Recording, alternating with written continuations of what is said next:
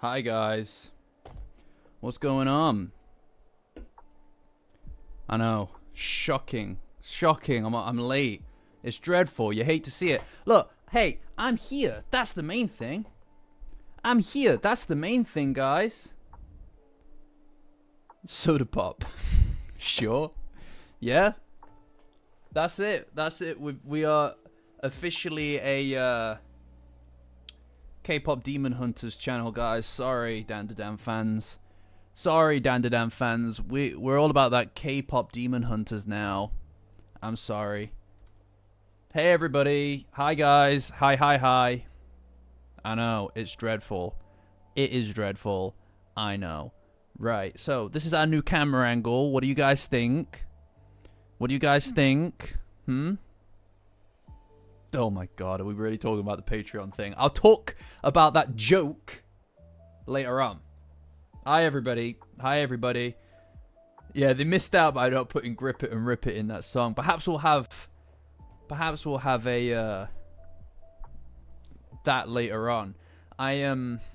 Yeah, I do like this camera angle, I have to say. I don't know how attuned or how it looks to you guys from your side, but I did upgrade my camera. This is a new camera, guys. Now, I don't know if it actually comes through on that side. I can only see things on my side, which is a much clearer picture. Than your guys' end. Hold on, let me just adjust the thing. Well, it's you know, that time for me. Bad looking wrinkles. Ah! Yeah. Well, it's hard to tell. I'm trying to pick it up on this. It's a little bit of a test. My internet's been a bit on the fritz recently, but I mean, hey, screw it. We're good. We ball. Yeah, no. So an actual camera, not the webcam like usual. Slightly different. And you know, guys, we're here as a cope. This is cope. Alright? This is a coping thing. We're all here because it's a hiatus. There's no chapter this week. Alright, that's not a thing for you then. On the fritz, it's not a thing for you. Okay, cool. No chapter this week. So I thought, guys, what would be a good fun idea would be just to kind of hang out and talk about where we're at with this arc, right? Now, I feel like the camera does kind of like it does kind of like, well, I feel like it blurs the background a lot more, right? And it makes me kind of step out from it. I don't think there's necessarily a jump in quality from that necessarily, but all the pictures and the lighting especially, I think, look a lot better than the old one. Hi everybody, it's good to see so many people here considering there isn't a chapter today. Aw, I'm glad to hear that, Wagari. Waguri. Cute Waguri. Yeah, I mean, like, to be honest, like, I suppose that some definition is necessary here, right? Like, it makes me sad. Yeah, no chapter today. No, so, like, yeah, I mean, what we should maybe do then, guys, is we should just kind of, like, go from the beginning to where we are and just talk about how things have changed, where we're at, what our hopes are for this arc, as well as how it compares to previous arcs and where it's sat so far, right? I mean, we don't know how long this arc is going to go on. I don't presume that long. But, you know, and I'm never wrong. I've never been once wrong. So yeah, I mean, let's see. Frankly, I think what makes the most sense is for us to just kind of like define the beginning point of where we consider this arc to be, right? For me, I do think that this feels like a different arc from what we were just in before. I kind of like the idea of splitting it into a new thing as well. Yeah, Momo was small for a very, very long time, man. You know, she was small for ages, and it feels like that's kind of its own thing, in a way. It has a beginning, a middle, and an end point, in the same way that it feels like maybe the The wiki. I don't know about the wiki. I mean, look, at the end of the fucking day, guys, all of this shit is made up. It's all invented. You know what I mean? It's all made up. It's definitely like a new saga. Like, obviously, Okarun got his ball back, right? Like, he got both of his balls back. That's done, right? Yeah, I feel like the Amnesia thing on its own feels like its own thing. Feels like its own arc. I know, guys, it's not real. I know this is a shock to you. I know that this is a shock to you guys. But it's all made up. All the wiki stuff. They don't actually have Tatsu telling them, by the way, this is where this arc ends. This is the chapter. Like, I don't know. For me, I always feel like there has to be maybe a food element involved for the end of an arc. And more or less, Seiko getting something to eat when she was in the hospital bed kind of feels like the dinner scene enough. That's enough of a dinner scene for me to say, right, that's like the cutoff point, you know? Yeah, exactly. So I think that we could treat this as the Amnesia arc and the other one as the small Momo arc. You know? I think if you I don't know what an arc has to be in length, but as far as like Dandadan arcs are concerned, I would probably put this as like a separate thing, you know. One quadrant. Yeah. Exactly. No, that's a good point. Sarah. They also ate food as well over on their end. I feel like that's enough for me to call this a kind of like, to call this a new thing. And I like the idea of having a clean slate on this, guys. I gotta say it. I like the idea of having a clean slate. I do. Just because a lot of that previous arc, I feel, it was really good for world building. I do feel like maybe I rag on it too much at times, just because it was a bit, for me, it was a bit exhausting. But I rag on it too hard. There are some really fucking good moments in that previous arc. Yeah, exactly. Yeah. I mean, the stuff with Kinta and Okarun was great. The stuff with Koki was great, right? All of that stuff. The China shop stuff, right? Like the bull in the China shop. That was all really cool. I liked all of that stuff. It's just, you know what it was? It was a week-to-week thing. That and the Typhoon Man thing was maybe... After that point, it started to kind of drag on me a little. But that was my own impatience as well. I think perhaps that stuff will age a bit more gracefully than it felt at the time that we were actually reading it, right? And I'm not trying to make excuses. Like, yeah, it just, I feel like it did drag a little, if we're going to be honest, right? But, however, there's a lot of good shit in that arc. And I feel like a lot of the characters, a lot of the gang, not just Momo, not just Okarun, I feel like they all got a moment to shine, right? Like, everybody got a moment to kind of, like, step up. Except for Rin a bit. Like, well, wait, I'm trying to remember. What exactly did Rin do in that arc? I feel like maybe I'm being too harsh on her. I feel like I'm ragging on Rin now, which I know is like a very popular thing to do around here. Hold on, let me check. Did she do something cool? I know she lost her head. Oh yeah, Vamola did fuck all as well. In fact, I find it troublesome that Vamola's moment was kind of more of Momo's moment. Do you know what I mean? It was a moment. I don't hate Rin. No, let's not. No, I did my apology tour, alright? I don't hate Rin. I just think she's not very well used. It feels like the story doesn't have enough space for her at times, and that's not her fault as a character. That I don't hate Rin. Come on, man. I did an apology tour about Mai, right? No, she's underutilized. She's benched for the whole fucking game, man. Like, that isn't on me. Don't blame me for that. Also, her outfit is the worst. I'm sorry, I can't get past that. the apology tour was a while ago, but like, whatever.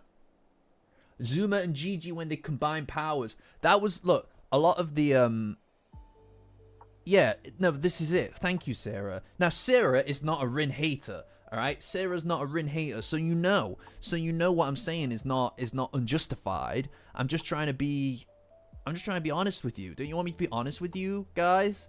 Do you want honesty, or do you want me to lie? Do you want me to fucking lie to your faces? I swear to God, guys. You guys are so harsh on me specifically. The hero. Sorry, I'm just sorting out my screen. Apologies. After changing my whole setup and stuff, I'm kind of all over the place. But anyway, like I was saying, generally speaking, the the story doesn't feel like it has space for Rin at times, and that's not her fault. That feels like maybe a bit of a writing misstep. You know, you introduce... It feels like since the moment that she started being part of the plot, the story's kind of like edged her out of it. Apart from the Ombudsman arc, but even then, like, a lot of that was centered on Momo and Okurun, right? Which I guess makes sense. I mean, all the plots are, to be fair, so that's not really a fair criticism. Yeah. I mean, I would like her to step up, man. I would like her to get a new outfit, and I like her to have a moment that is wholly hers. And I know she's useful. Don't start having a go at me about, oh, you know, she is useful and stuff. I know she is, right? Like her gravity shit is what saved Momo and Okurun in the Damara arc. I get that, but that doesn't change the fact that it doesn't feel like she's had much character opportunity. Yeah, exactly. This is what I'm saying. Yeah. No, I mean, look, when it comes to Kinta as well, he had a really great moment in there as well. Kinta's had quite a few good moments, but his bad moments have been pretty annoying at times, like, for real. Like, come on, guy. I don't know. Yeah. The problem is, for me personally, I find Koki to be a slightly more compelling version of Rin. And now that is personal preference. That is personal bias. And I don't mean to necessarily. It's just is what it is. Yeah. Kinta's moment with Okurun in the last arc, loved it. Perfect. That was perfect. I genuinely think that was a really important moment for him, because so much of Kinta's character has been kind of like to embrace himself, but also to be to kind of like either not change or to just chill the fuck out, right? That moment to me was really important because he was teaching Okurun something. He was telling Okurun, teaching Okurun that it's okay to accept those parts of yourself that you were bullied for. Okurun's gone a long way. He's changed a lot. You know, he's just basically not the same guy anymore. And in a lot of ways, it feels like that's in spite of who he was. It's through change that he was able to become more the guy that he was supposed to be. Therefore, it feels like that part of himself, that nerdy part of himself, has always been an element that he still embodies. He still embodies it, but is slightly quieter about, or hasn't really contended with the fact that that is part of who he is as well, right? Like, for us, when we talk about Okurun, we talk about this nerd who underneath that is a very powerful man. But very little attention is given to the fact that these nerdy elements are just as justifiable as any manly traits, right? Like, he has a passion, and that's part of his passion are these things that he was bullied for, and that doesn't mean you should be ashamed of them. And Kinta is the guy that teaches him that. Kinta basically is not ashamed of any of these things. In fact, he knows that that makes up the core of his being, and he doesn't throw them to the side for anything or anyone, because he loves robots, man. He is a robot. That's his imagination. Exactly. Yeah, he's a dork, and we love him for that. You know? And I think Kinta was an important part of that. And going into the anime, going back to the anime as well, and reworking it so that we see Hase was also one of the bullies for Kinta, obviously. But seeing it, I think, is really important for continuity in the series, because that moment is going to be even more powerful. That moment is going to be even more powerful when it's animated, because of the fact that they did that. They went out of their way to make sure that we saw Hase bullying Kinta as well, which I think is a good idea, and it's one of the many areas that I think that the anime got absolutely fucking right. I don't know how we were blessed with such a perfect anime, by the way. You know? But yeah, so Kinta also got a good moment. Gigi got a moment as well. I love the stuff with the evil eye and Gigi. I think is absolutely what he needed. I think that's absolutely what his character needed. Sorry, I'm still messing around and getting used to the way that this camera works. It's actually got focus, that you can adjust the focus. It has a lens. Fucking ridiculous. But what was I saying? Yeah, so the stuff with Gigi and the evil eye, equally excellent. You know, I think that was really what his character needed. And the evil eye. I suppose my one criticism of that is that I wish we got to see a little bit of this build up before it just happened. Because it's something that I have been wanting for a while, is to see that. So yeah, but it's cool that we actually did get to see it. Like, it was an exciting moment for sure. Yeah, but it's an important step, because I think that one of the things that we forget about Gigi as well is that he just has a really big heart. He's not just a silly guy. He has an incredibly big heart, you know, and that's part of and that's part of why he manages to break the mold of who it was that of who it what like he looks like the jock, the guy who's going to come and get in Okarun's way, but the fact that he is just a guy, a really nice guy, is so refreshing. And it's something that I love about Gigi's character, because he also has a passion underneath all of that. You just don't get to see it that much. I do wish that they'd hinted at it a bit more. Yeah, for sure. For sure. I wish that they had hinted at it just a little bit more. I kind of wish I'd seen a bit of it, to be honest, because I really like the evil eye. The evil eye is a really good element of the series. I think it's one of the more unique elements of the series, because he's very much like someone to wear down, if that makes sense, right? Like, he is the expression of that what they do, and the fact that they tried their hardest with the evil eye to bring him into the family. Him accepting that, especially trying to save Seiko, is a vindication of something that happened, like, what, 180 chapters ago, 100 and whatever. Yeah, exactly. And it adds, and Seiko got she got absolutely her shit pushed in for that arc, right? But yeah, a vindication brain cell. Gamers, are we vindicating right now? But the for Seiko, I think that was a rough arc, but it also demonstrates exactly what it is that she does in that arc that's so special and so important, right? Like, she is the glue. She's the kind of guiding light, the principal kind of like actor, guidance kind of element that makes sure that everybody's safe and comfortable and things like that.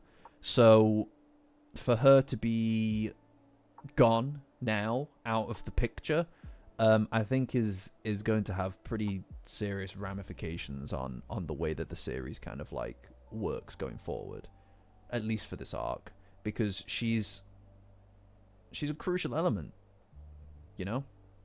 She's a crucial element. And already, I think you can see that without her, Momo is more confused, more lost. And I think her not being here for this arc is absolutely instrumental to it really working. Do you know what I mean? It's crazy that it's over 200 chapters, isn't it? Yeah, Momo's safety net needed to be gone so we could really get into the meat of her being vulnerable in this moment. Because I think the idea is she's looking for something or someone to kind of help. And that's who Momo was at the beginning, right? Like I've said it before in the actual videos, but Momo is a searcher. And she's searching for something, for someone. And she doesn't realize who it is, but she clings to these ideals of who it could be. This Kentakakura, this person who is a steadfast bastion of moral honesty and honor, right? And in a way, her pin a comment. I have no comment to pin. I have no comment to pin actually. I'll pin safetiesonrookie.com. But she's searching for these things. And in bringing us back to where we were at the beginning of the series, at least for Momo, bringing that side of herself out again and bringing it to the forefront also meant getting rid of Seiko, at least for the moment, you know? Yeah, no, that is exactly it, Danny. That is exactly it. It's, yeah, I mean, like her being gone, I think, is a necessary element to this arc working. Because it adds to that anxiety that Momo has as a character, you know, which yeah, safetiesonrookie.com. What's that? You wanna buy items from safetiesonrookie.com? Yeah, you can get stuff from safetiesonrookie.com, guys. Look, see, that's what I'm wearing right now. Do you want to see it? Okay, all right, okay, fine. Although I don't know if you'll be able to see it very well in this. Look at that. Look at that. Not bad, huh? That's from Kells in the community, guys. Hold on, gamers. Huh?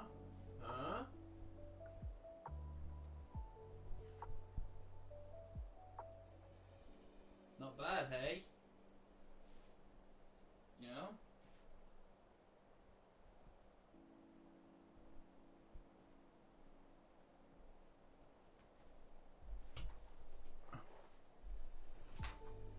Yeah, of course you can, Waguri. I'm pretty sure there'll be a list of shipping details and stuff on the website, but there have been people all over the world who have purchased some of the items. I really like that this has this arm thing on it, you know, which says bad luck, which is funny because Turbo Granny over there. But yeah, no. So volume 3 of the clothes, of the items, will probably be in the new year. But I'm desperately trying to get something ready in time for Christmas. So keep an eye out. Keep your ear to the ground. I'm working overtime on this shit. And beyond that, I'm working on content, obviously, right? Also, for the record, you guys can see.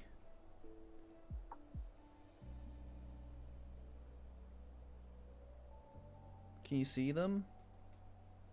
Can you see my shrine? Can you see my shrine to Dandadan?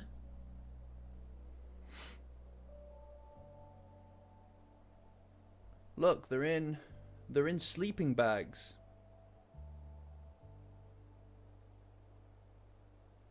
They're in sleeping bags. What do you think?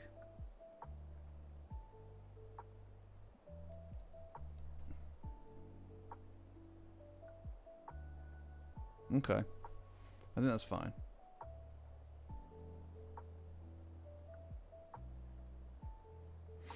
Yeah, I think that's fine.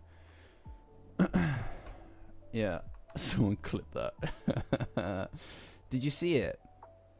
Did you see the stuff? Did you see the sleeping bags? The sleeping bag characters? Is it still a little blurry? There we go. Yeah, I need to work on the autofocus and stuff. But yeah, so I'm working on something. Ideally, that will be done for prior to Blissmas. Yeah, just give me time with it, guys. Give me time with it. I'll try my best. I don't want it to have to not get to people before Christmas. So I'm working overtime on it. But anyway, yeah. So volume 3 will be in the new year most likely. So keep an eye out. Keep your ear to the ground. But anyway, what were we saying? Yeah. So Momo is obviously very vulnerable right now, and that's kind of the part, right? I feel like that is really important to kind of creating this context in which she doesn't know who to trust, and she feels like anxious, and cutting through that anxiety, Okurun being able to cut through that anxiety to reach her, the real her, like he did before and like she did for him so long ago, I think is compelling. I think it is a very fucking compelling story arc, right? Now, obviously we don't need to go on and on about the dark times, right? But it also, it also attached itself to when the streams started to do pretty fucking well. We started to get some more people in here. The current arc, obviously, it was a bit negative at first. I think that's fair to say. We all crashed out a little bit when we first got the memory wipe stuff. The amnesia stuff, I think, hit us all pretty hard at first. But I just want to say that I'm very proud. Very proud of all of you. Very proud of this community, actually. You guys, really. For me, it was a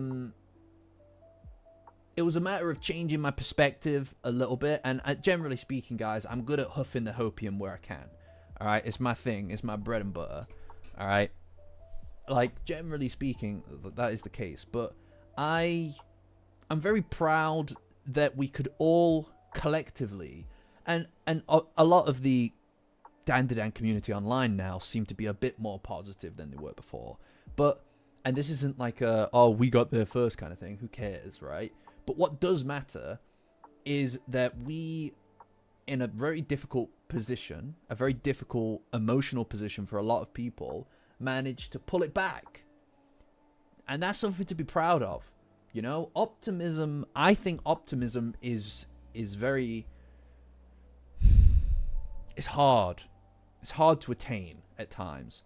And it's very easy to just... it's very easy to just decide to doom about things, right? Like, there's a lot to doom about, but that's not why we're here. That's not why we enjoy Dandadan, and that's not what it is that I like about doing what we do here. And so the fact that people were able to bring themselves back from that place, and this was before we got any indication that this was going to be a very romance-heavy arc, right? This was straight away. This was straight out the gate. We started to turn it around. Straight out the fucking gate. And I'm very proud about that. I'm very proud that we can do that. Like genuinely speaking. Yeah, this feels like a really good moment in Dandadan. Even the current story, the anime, all of this stuff, it feels like this is the centerpiece. This is the ideal time to be in. And I think that it's really important to be optimistic in a lot of different things. It's not just about Dandadan. It's like in life, what else do you have, right? Like, it sounds fucking cheesy. It sounds cheesy as shit, all right? But like, you genuinely have nothing except the ability to hope for things to be better and to try to make things better. A lot of the time it's just perspective. And then other times you actually have to make physical changes in the world. But in this case, it was just about expecting and putting a little bit of faith into something, something that was difficult, right? And you know, like, even in a kind of meta sense, right?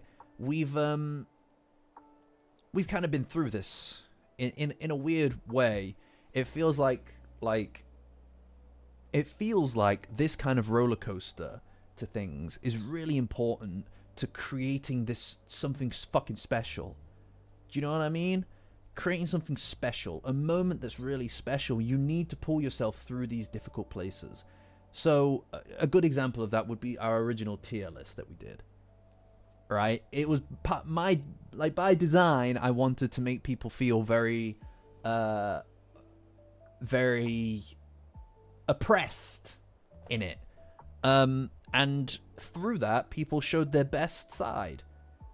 People really put themselves to business and made some incredible stuff. And in the end, it was rewarded. And that's really important, right? Is that you need to push yourself to try to hope for something to end up well. Yeah, that was insane.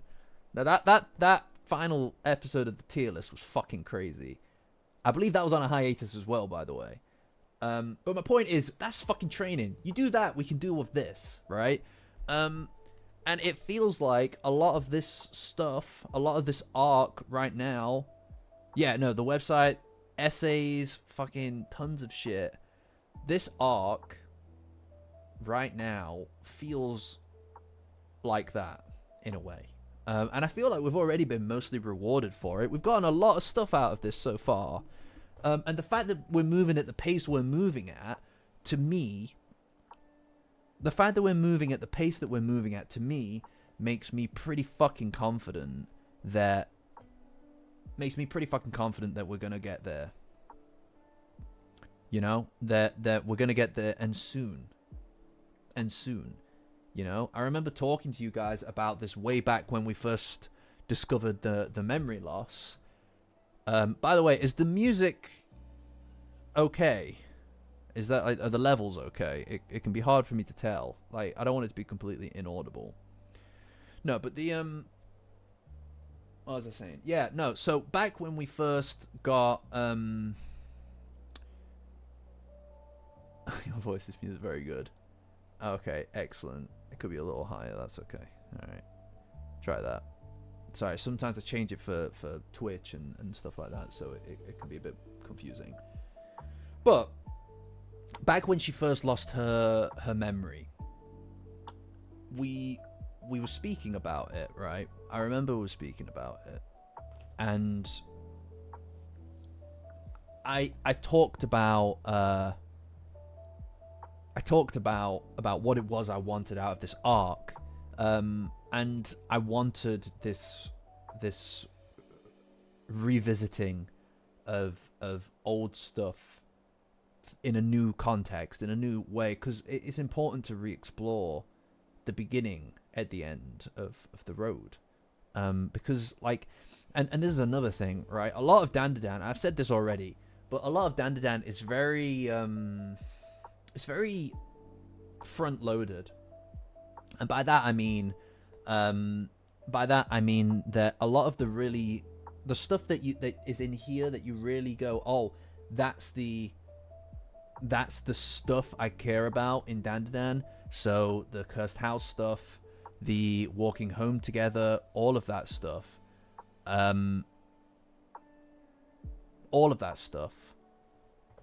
it happened in the first few, like the first kind of few arcs. After that, a lot of it became kind of like meandering a little, kind of like playing a game of chicken with each other for a long time, for a very long time. And I think it's really important to get that opportunity to kind of explore those moments again, towards the end of the romance, like the end of the before becoming like official, right? Before they officially unveil the truth of their feelings, that kind of thing. No, I don't think the story is almost over. Sorry, I don't mean that. I mean the end of the road of what is the back and forth, not knowing what it is that they have between them, right? Like, I think that at the end of this arc, or at least at the beginning of the next, I think by the end of this arc, they'll know how they feel. They'll both have confirmed their feelings to each other. Specifically Momo, I think. Because she has to fall in love with him again. And he has to do things the other way this time. And he's been doing a fucking bang-up job of it. He's been doing amazing, you know? No, I don't think that it's going to end. I just think that they'll move into a new stage of their relationship, is my point. I think that they... Yeah, pre-relationship. The end of the pre-relationship, exactly, Toaster. I think that after the end of this, because look, from the perspective of their relationship, right? I think that there's not really much left to do before becoming an item, right? Like, what else is there? If someone can forget you, and for the record, he had already confessed how he felt. Okurun had confessed how he felt. All that was left to do at that point was for Momo to also confirm how she feels back to him, right? Now, here's the thing. When it comes to that, when it comes to confirming how she feels about him, that's literally the next stage. That's all that can be left to do. And it was put off by the fact that she was small. Now, when it comes to this arc, what else is there? Unless you're going to drag out the Forget-Me-Not arc for however long, then it's like she's going to remember. And if she falls in love with him again, we've gone through all of the previous stuff again, and we've come to the same fucking conclusion that they'd fall in love again. That is the ultimate expression of their relationship. That is the ultimate expression of there is nothing else. There is nothing else left to say after that, because that means that it wasn't an accident before. It wasn't serendipity. It was meant to be. And with that moment, with it meaning to be, it shows us that it doesn't matter. You could lose the memories. They could start everything again. They could go back in time. It wouldn't matter, because every single pathway leads to the same fucking place. And if that is the case, that is literally Tatsu screaming at us. That is the story screaming at us that this is fucking destiny. It's fate. There is no other way. And at that point, they've converged completely. The only thing that's left to do, because there is nothing else. If you've lost your memory and that is the thing that brings you back, that person's love is the thing that brings you back, that is fucking impossible to overcome. There is nothing else. There is no greater, higher affirmation that this is meant to be between two people.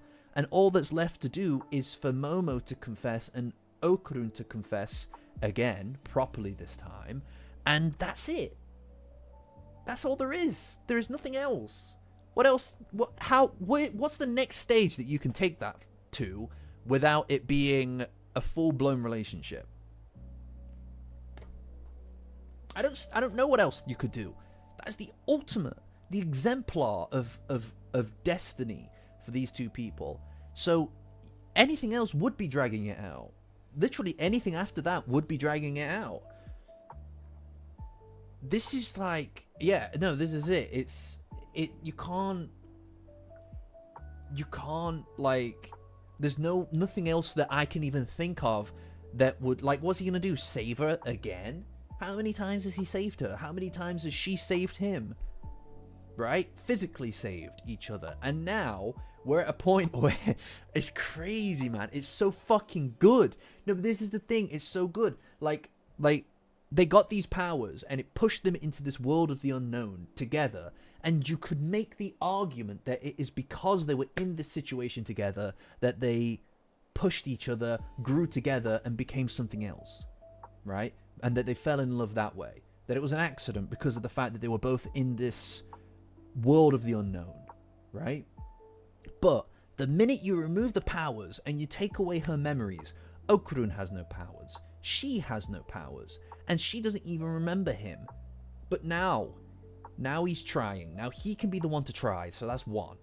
We get a redo of that stuff, and he can prove to himself and to her that he can. That it was never just her. That she didn't push him into it. That he could also make her fall in love with him. And two, they don't need powers. The powers were nothing beyond just a catalyst for what is already meant to be. So no powers and being together and him protecting her in spite of that, it just goes to show that you can add any different elements into the mix and it would still end the same way. I fucking love that shit, man. And this is perfect. Redoing all of those moments shows us that path was always laid out in front of them. And it's crazy that is what is happening right now in front of us in the story. Because I know I keep going on about it, right? And this isn't like one of those prediction thingies either, right? I don't that was funny for the meme of Big Momo Day, all right? That was funny for the meme of Big Momo Day.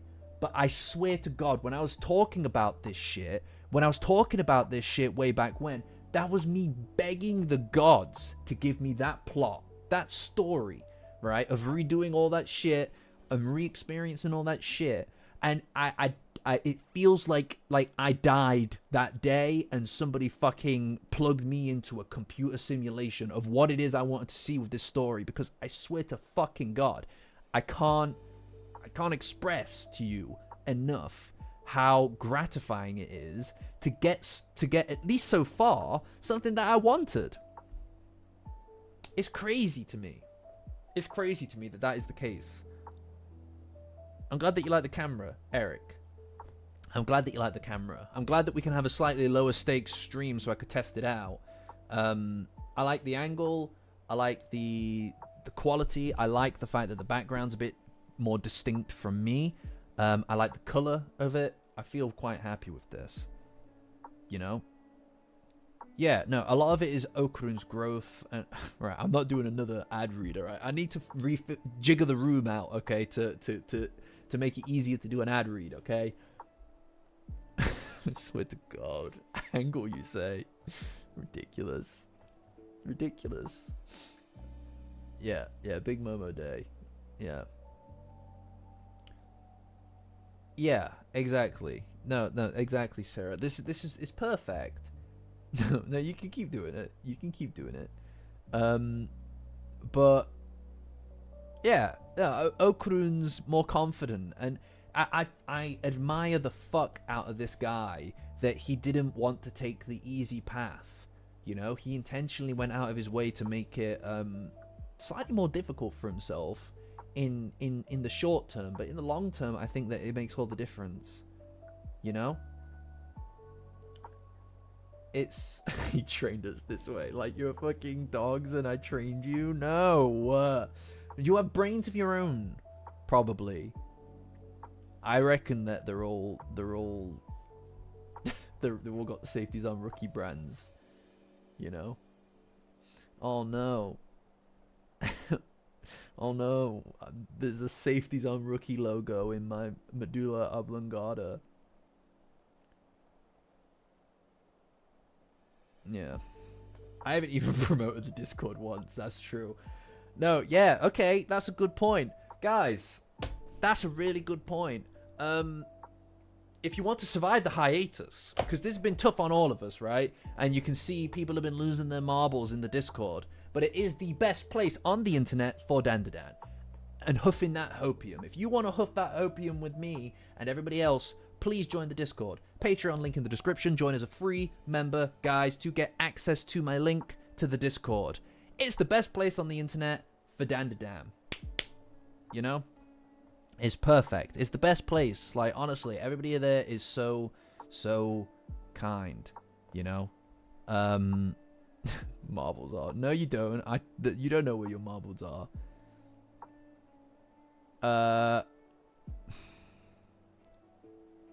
No, the Otonoke instrumental would get me. You got to be careful when it comes to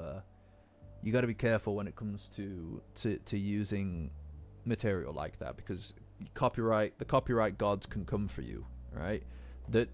This music is currently played by Barely Cloudy, friend of the channel, guys, friend of the channel. She's graciously allowed me to use her excellent Dandadan lo-fi tracks. That's also linked in the description, guys. You can join as a Yokai Power user if you. That's the highest tier Patreon, right? So the highest tier patrons are are at that tier. So that is a paid tier. You know, guys, everybody, all views count. All views matter to me tremendously. But obviously, there are some people who have been supporting the channel for a while and have been, you know, like have been supporting me monetarily. And it honestly, the fact that there hasn't been a video out in like 3 weeks, and I'm working on stuff at the moment, but I can't express how important it is that people support the channel.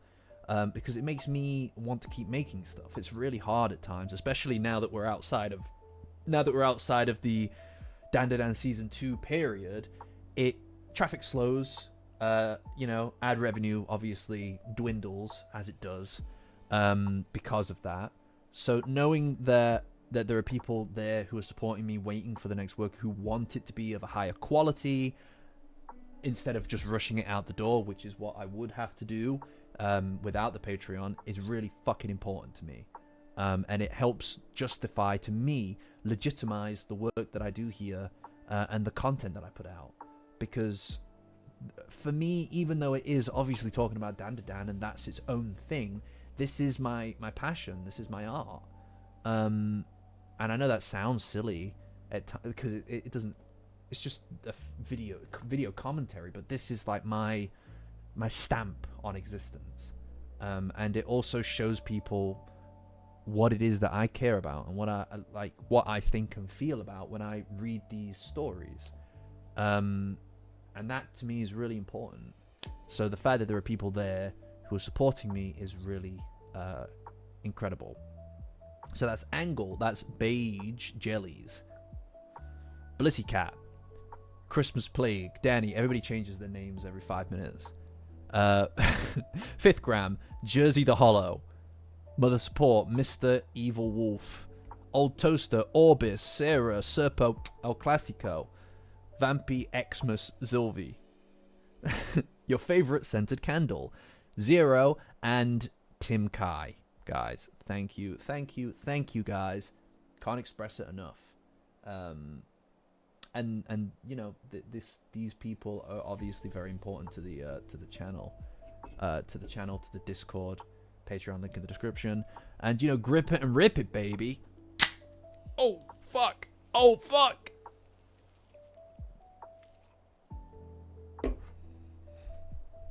Anyway, you didn't see that coming, did you? Grip it, rip it. That's crazy. Nah, that's crazy. But yeah, I mean, look. Hell yeah, motherfucker. Hell yeah, motherfucker. Let's go. Yeah, I know. It's 9 p.m. Shut the hell up. It's actually nearly 10 p.m. Fucking eat it, motherfucker. Anyway, yeah. No, what was I saying before? Why everybody's talking about a new tier? That's crazy. You're not getting a new tier. No one's getting a new tier on Patreon. That's not happening. It's not happening. It was a joke. The dinner tier was a joke, and it's not happening. All right, it's just dinner tier. Right? Some people were joking on the Discord about a higher paid tier of nearly £30 a month, in which they would have a weekly on Discord dinner with me video call. Is not happening. All right, it's not happening. It's just simply not happening. It's crazy. Absolutely astounding. Look at you fucking psychopaths. All of you people, I highly doubt. Yeah, the daylight save. Yeah, we're officially in the winter period of the year. You people, right, like, who are saying, oh, let's do that. Let's do a weekly dinner time fucking stream thing. You don't realize, you would not pay for that. I refuse to believe you would pay £30 a month for that. I simply refuse to believe it. It's just not. So I'd make it, and it would be embarrassing and awful, and nobody would fucking join it. So then it would just be me. And then it'd be like, right, so I guess that this was a waste of time. I'm not doing it. I'm not doing it. It's too much. It's too much. It's too much. It's crazy. Nah, you get tired of it. You get tired of it. I don't know what's worse. No, that's crazy. That's crazy. You cut out of your manga budget. No. I don't know what's worse. The idea that you would do it, or the idea that you wouldn't. I don't know which is worse. Right? Like, it sounds awful. It sounds awful. It sounds awful. Honestly, join a lock. Bring your own dinner. No, this is what it is, Sarah. This is what it is. I'd either have to set a fucking agenda every week of what it is we're going to be having for dinner, right? Of what it is that we'd be having for... Why am I even doing this? I'm shifting the Overton window towards fucking nonsense. I'm shifting the Overton window towards nonsense by entertaining this idea. That's the problem here, is that I'm like, no, and I'm going to break down why it wouldn't work. And now I'm actually entertaining it by talking about it. You're crazy bastards. You're all crazy bastards. It'd be way sadder.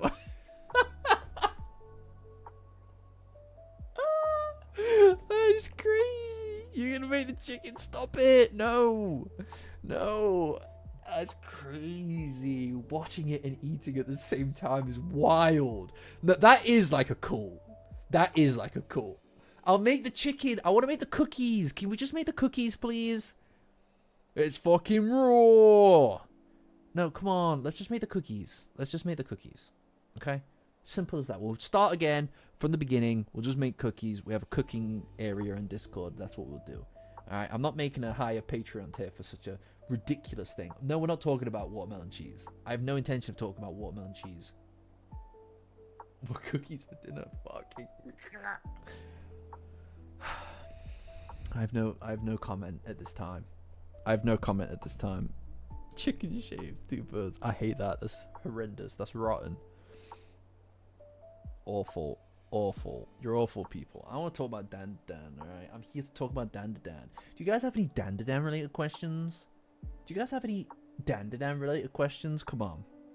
I don't know enough recipes to do this once a week anyway. Be having the same stuff every fucking 4 weeks. You know? Because I'm not learning new recipes. I refuse, alright?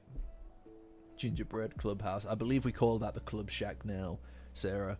I believe it's referred to as the Club Shack. You know? Oh, that's another thing about this arc. They used the clubhouse. We all agreed. Democratically, we agreed that they used the clubhouse. Club Shack, whatever. So, that's another great thing. Just 2 more usages of the clubhouse and we're golden. 2 more uses of the clubhouse and we're golden. Shut up, Toaster. We agreed on stream. Alright? That's it. We're done. It's done. The Club Shack, yeah. Yeah, we agreed.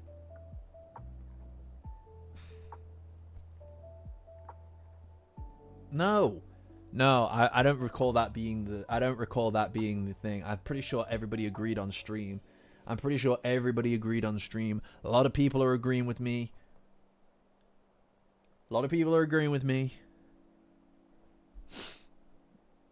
It's in your notes, so it's official. Yeah, there you go. It's in Jenny's notes.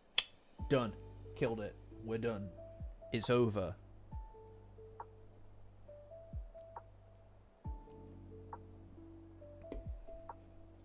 Blissmas. Blissmas will happen whenever I think it's convenient to happen. Technically, a lot of people are conflating Blissmas with Christmas, and I don't know why they would think that. I don't know who's thinking that. I don't understand the relevance of Christmas in the Blissmas conversation. You know? He thinks he has a choice. I have a choice. I have all the choice, actually, because I can ban people. I can ban dissenters. Easy. This is not a democratic place. Am I putting up a Blissmas tree? I might be. I very well might be. Stay tuned and you'll see. You know? No, well, Blissy is merely the patron saint of Blissmas. But she doesn't make the decisions on Blissmas. That's me. You know.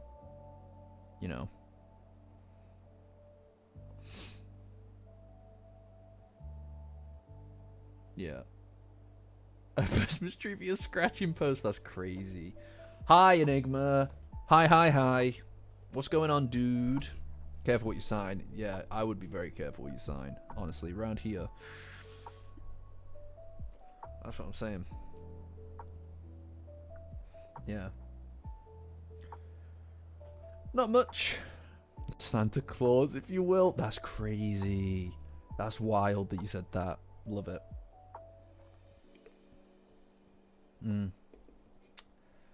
A bandana around it. I hate that. I hate that that's a bandana that Morgana wears. You know? It's only when the vote is in my favor do I honor it. I don't know what to tell you. Well, Ragaru, I'm working on it. I'm trying my best. I am trying my best to get it ready in time for the holidays. Obviously, I've got a lot of other stuff on, but I am working on it. So hopefully we can get something sorted so that it gets there for you guys by Christmas. All right, and it will be a limited run. Whatever it is that I decide to do will be a limited run for the Christmas period. And then maybe we can resurrect it next year, assuming we're all still here. If you guys ditch me in the next year, I swear to God, I'm coming after you. I'm joking.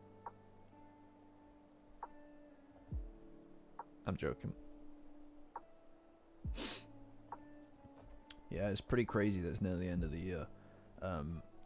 I'm honestly, this whole period of time is very it's quite a nostalgic little period of time, to be honest, because like last year, hold on, let me check for you. So it would be last year videos on November 18th. So a year ago in 8 days is when I released the Chaotic Beauty of Momonokurun's Love, which is a very important video for me. That's a very important video for me, naturally. So that's pretty exciting. Almost been really plugged into this thing for a year. Yeah. So that's pretty cool. I'll see. Maybe we could do something. That's how Rook starts. You know, that's crazy. That's a wild thing to say. I love that. Hey, I love that right there. If you like it, then you should have put a pin on it, boy. Did it work? Yeah, there we go.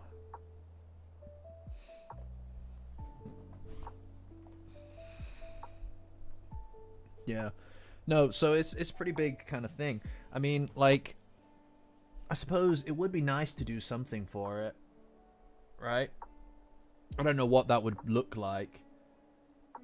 No, I'm pretty sure I've done non-rook pin. I might have pinned something that you said as producer in a producer role, but it's been the first one in a while. You know, before ending the stream, that does sound about right. No, it would be nice to do something, wouldn't it? Wouldn't that be cool? Like, I don't know what it would be. But something would be nice. Like we could do a watch through. I don't know. I mean, it could be cool to unlist a either a stage, or we could do an unlisted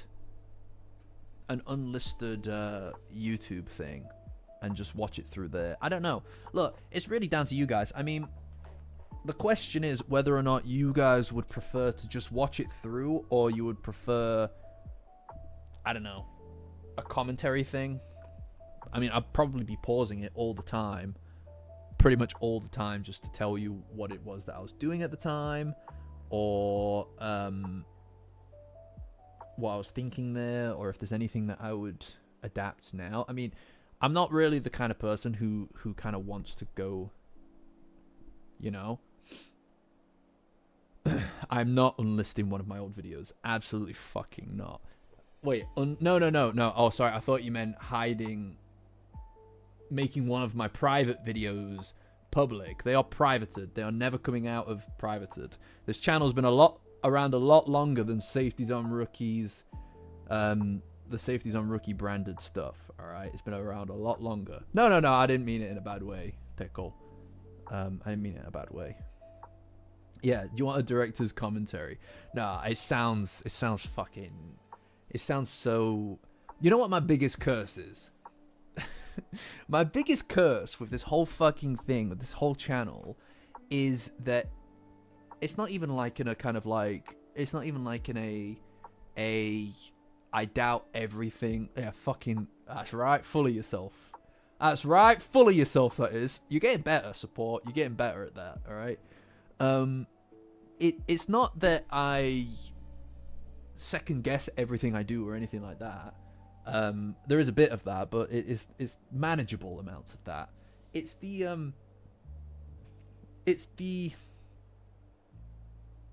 what would you say? I'm trying to think of the right words. It's the director's commentary thing, for instance. It feels so full of yourself. It actually does feel full of yourself. Do you know what I mean? Like, it feels very performative, or as though... I don't know. I don't know how to describe it, to be honest. Like, it feels not real. Like, that's not what I would... Do you know what I mean? That's like what people who make a thing do, right? Like a proper thing would do. Like a film or some shit. It doesn't feel like something... Do you know what I mean? No, it's not how I would... It's not that I would go through it and feel weird about it. It's just the whole concept of it feels self-aggrandizing. It feels yeah, it feels like you're kind of like attributing a lot of something to yourself, right? I'm happy to do it if people want to see it. I'm happy to do it if people want to see it. I can talk about my shit, right? I can talk about my shit. I can talk about me. I can talk about whatever I was talking about in Dandadan. It's really down to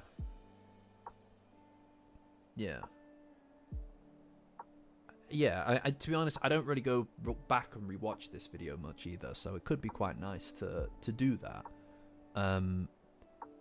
Okay, well, maybe I'll pose it as a question in Discord. Patreon link in the description. Join as a free member on my Patreon to get access to the Discord, guys. It's the best place on the internet for Dandadan.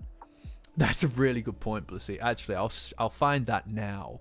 I will find that right now for you. All right. I'll find that right now. I have my original script of Dandadan. Right, I'll show you. I'll show you this. Where is it? Shit. I'll show you this. This is crazy stuff. This is wild. Some of you guys may not have seen this. On the Discord, people have, but not everybody has. Shit, where is it? I think it's like 2.7, something like that. Nah, I'll show you. Is that bright mode? Yeah, there isn't a dark mode on here. Damn, I can't find it. I don't know what happened to the screenshot that I took of it either. Where is it? The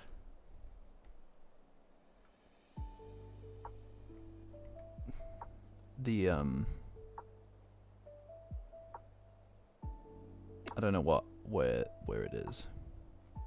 Now I had a whole fucking section. I don't know where it is. It's all in my. If anybody knows where it is on Discord, I would appreciate that. If someone knows where the screenshot is that I took in Discord. My files are a nightmare, by the way. They are so disorganized. It would give you anxiety to look at it. But yeah, no, I mean, just pinged it. Oh, thanks, Toaster. Appreciate it. Oh, what? Thanks, both of you. No, it's not the whole script that's on Discord. It's the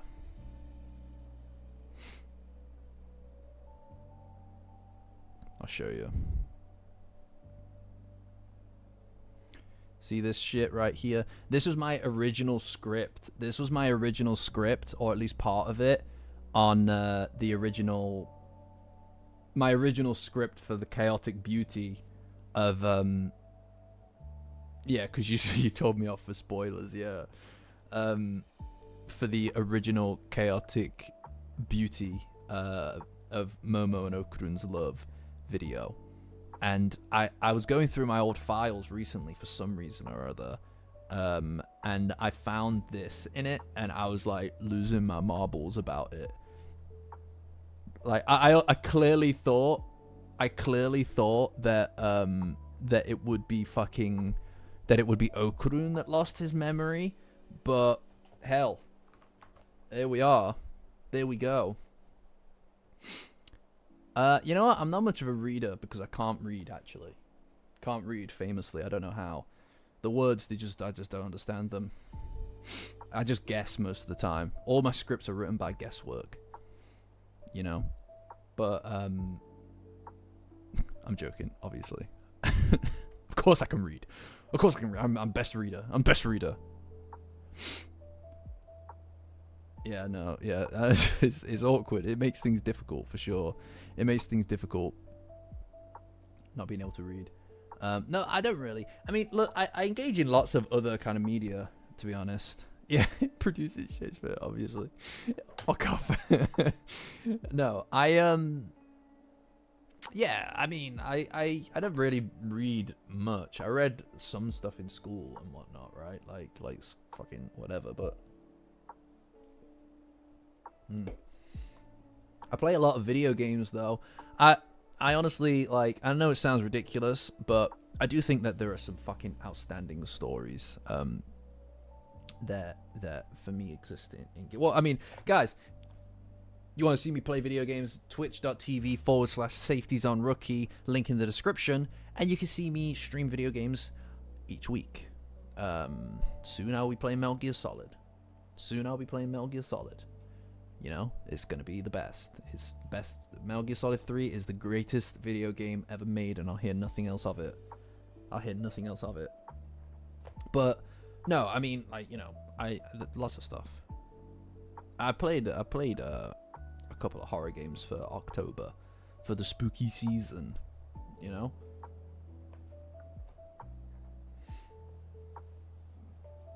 Like I said, twitch.tv/SafetyZoneRookie. Crazy sentence when Minesweeper exists. Yeah. I'm not gonna be making a second YouTube channel for it. But yeah, I mean, Twitch is where you would find my game related content. You know, I try to just keep this place pretty much just Dandadan focused, anime focused. I mean, like obviously, the main bag is still Dandadan. And yeah, also the VODs are on Twitch, of course.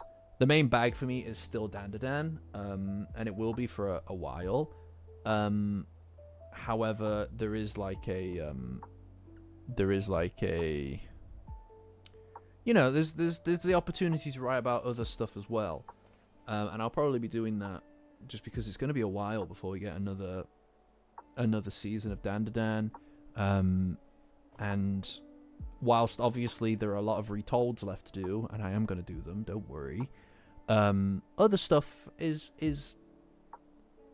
stuff I'm interested in as well. You know, I haven't watched it yet, Shannon. I do have it. I own it. You know, I own it. But I haven't watched it yet. You know what it is? I have only a really limited amount of storage space in my brain, and right now I've been fully invested. I've been fully invested in Dandadan for the longest time, right? For the past year, it's been on the forefront of my mind all the time. It's crazy, but like that's kind of like my thing though, right? Like I really, it doesn't feel like forced, or like I don't feel like I need to, right? Like it feels like I want to, you know? Yeah, invested is an understatement for sure. Like season two was a really wonderful thing for me, because I felt like there was something really, really special in season 2, and all the stuff in season 2 felt like, how would you describe it? All the stuff in season 2 felt inspiring, you know? I was inspired by so much of it, which is why I was able to like work on a video in like 2 days, right? Like there were multiple videos that were put together and edited and released within the span of 2 days. And that is not like, it's not me feeling like I have to put something out because I didn't do something every week. It would have been really easy to just do a video that was just a review of every episode, right? And that probably would have got views. But I don't, that's not for me, I don't think. You know, the streams are a pretty sufficient place for me to get that kind of off-the-cuff kind of thoughts out there. But the videos that I did release over that period of time felt like really nicely connected with Dandadan and the channel and blended the two together, and it was a great period of time and a great period of growth for everything that's happening here. But it's going to be a minute. It's going to be a minute until that's back. Till season 3 is back, right? And I feel like most of my favorite stuff has been in season 2. I love the Space Globalist stuff, obviously, and there's a lot of really good stuff in Dandadan to come, but that period of time for season 2 is going to be something that's really special to me for a long time. I don't see myself forgetting about that anytime soon, just because of the fact that it felt like I got something I really wanted out of it, you know? Yeah, I am interested in watching it, Shannon, to be honest. Like I'm, you know, it's one of those things that I've been sat on the Blu-ray for it for like a year and a half, something like that, because I did an Akira video before, like last year in September or something like that. All right, no worries, catch you. I did like an Akira video back in last September, but it got copyright struck and it's gone. That's pretty much dead in the water now. But to be honest, it wasn't my best work anyway. I wasn't super proud of it. Generally, it's not bad. It's just not amazing. I mean, even going back and watching the Cowboy Bebop video is like night and day in style, versus where we're at now. You know? Yeah, Dandadan is special.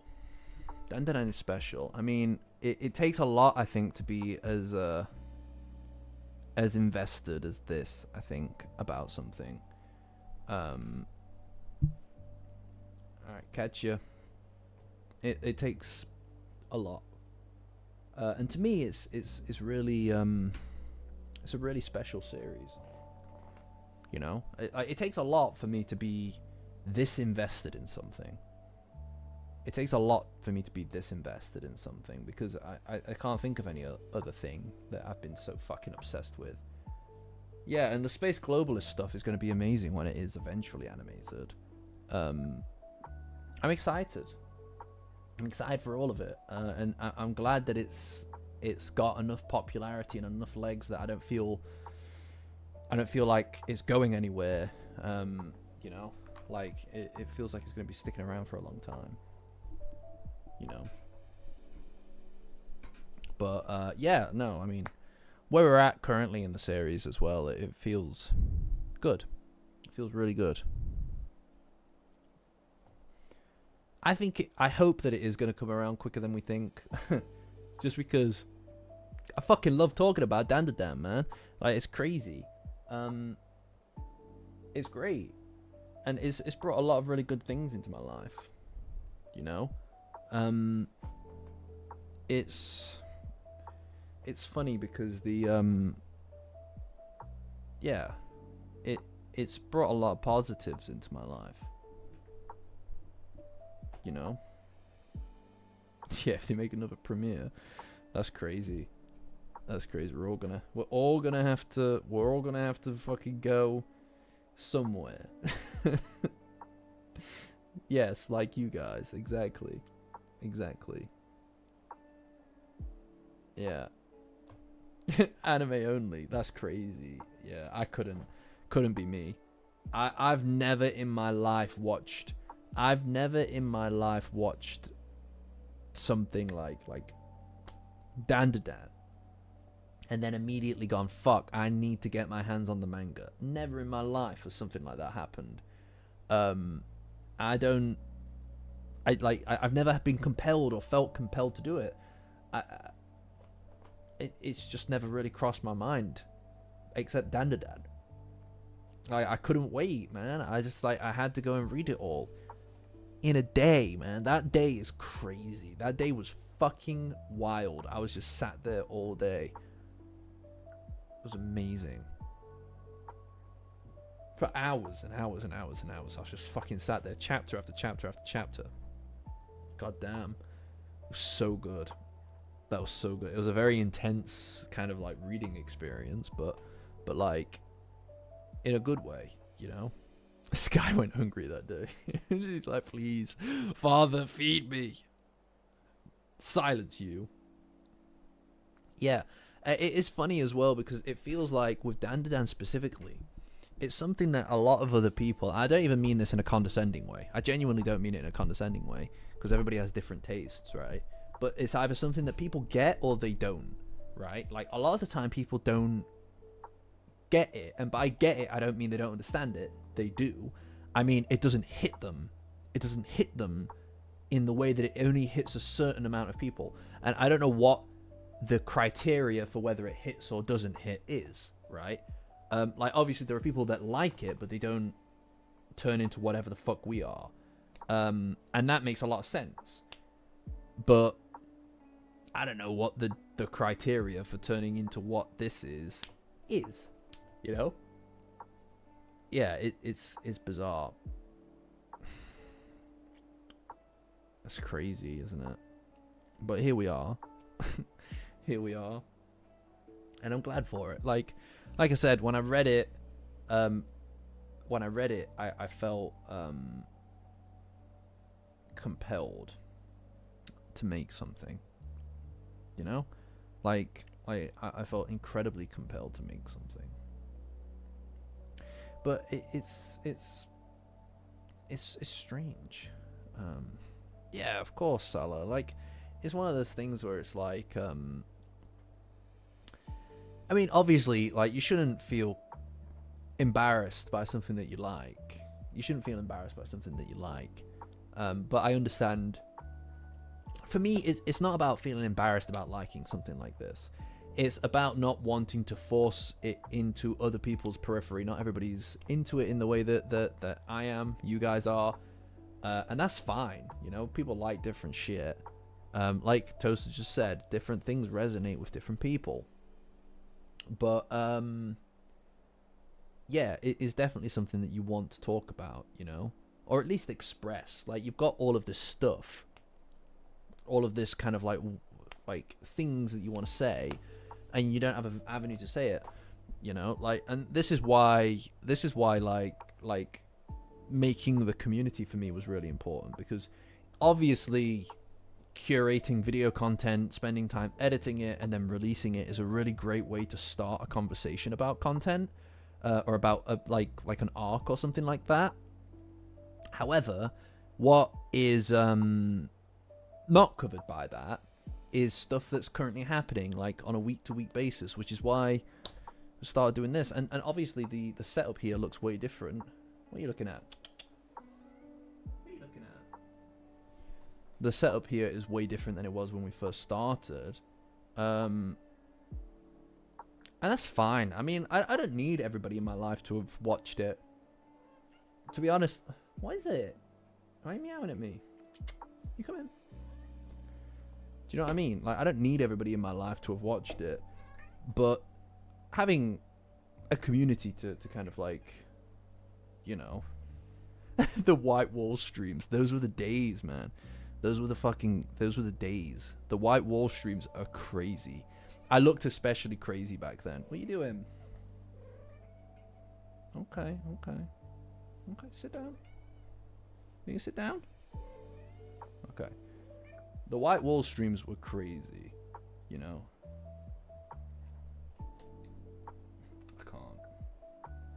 I can't do it. My camera's not allowing me to do it, but, what is it? But the, yeah, I mean, I think once you get a few episodes into Dandadan, it really shines. I personally think the first episode is fantastic. Oh, I don't want to disturb her. She's laying down. I don't want to disturb her. Give Skycam, please. I can tell you what, though. I might be able to repurpose my old webcam to turn it into a Skycam. If I rework the room a little bit, I might be able to make a permanent Skycam. But that's not right now. With the old webcam, I might be able to do that. Yeah.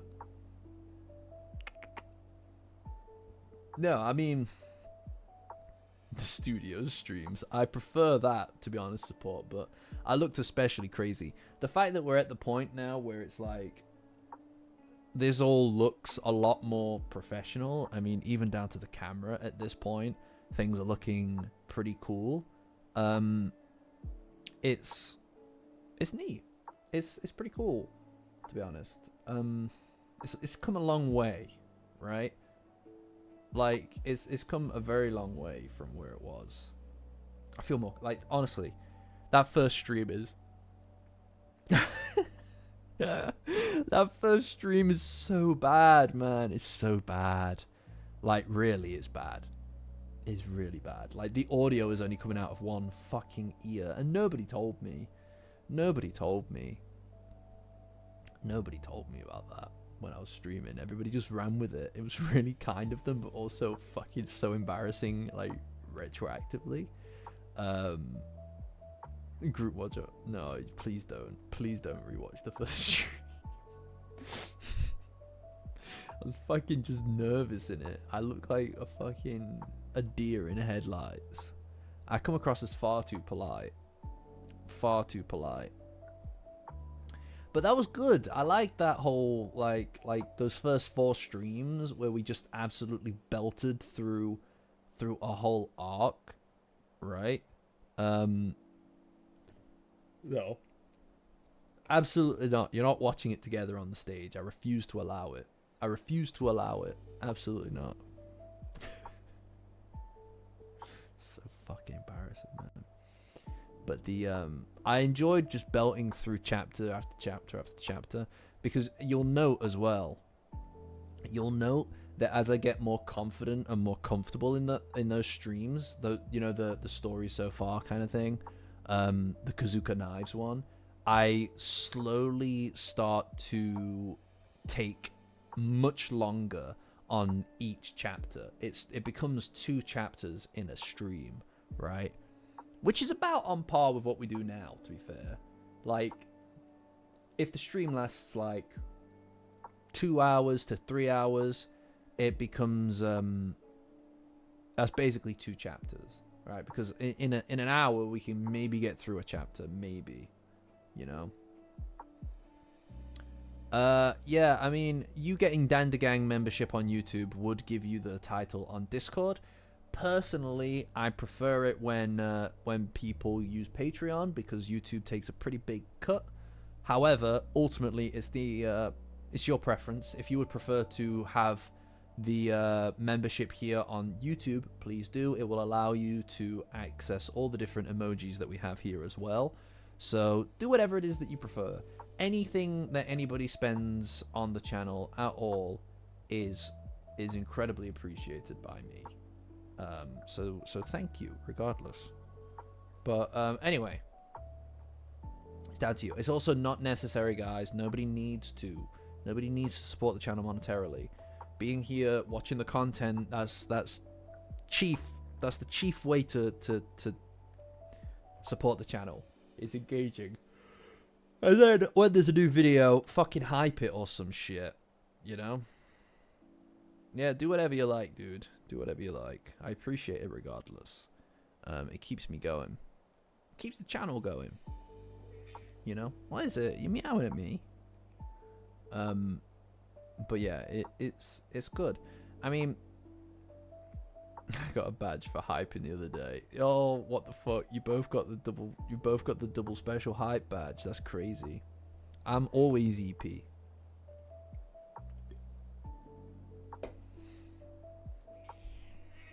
What is it? Look at you.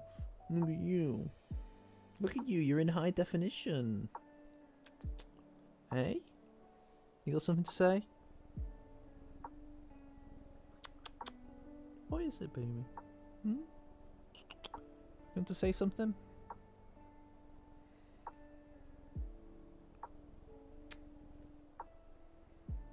She doesn't like being picked up. You don't like being picked up, do you? She is a she. You're a she, aren't you? Hmm? Sky is grumpy. She's always grumpy. Sky is almost 16. Sky is almost 16. That is it. Hair everywhere. You can hear the purrs. That's crazy. And she's purring like crazy right now. But she's no. Toaster, you're obviously correct. Make sure you can afford the membership, guys. Honestly, it would be more. I would find it personally more detrimental. I'd find it more detrimental or upsetting to see that people are paying for stuff when they can't afford to do it. Get your ducks in a row before you support me. You have to make sure that it's disposable income, please, because shit's tough out there. Shit's tough out there, guys. All right. And I don't want to contribute to difficulties. Hi, Goobs. Nah, totally hear you, dude. You've been here for a long time as well, my man.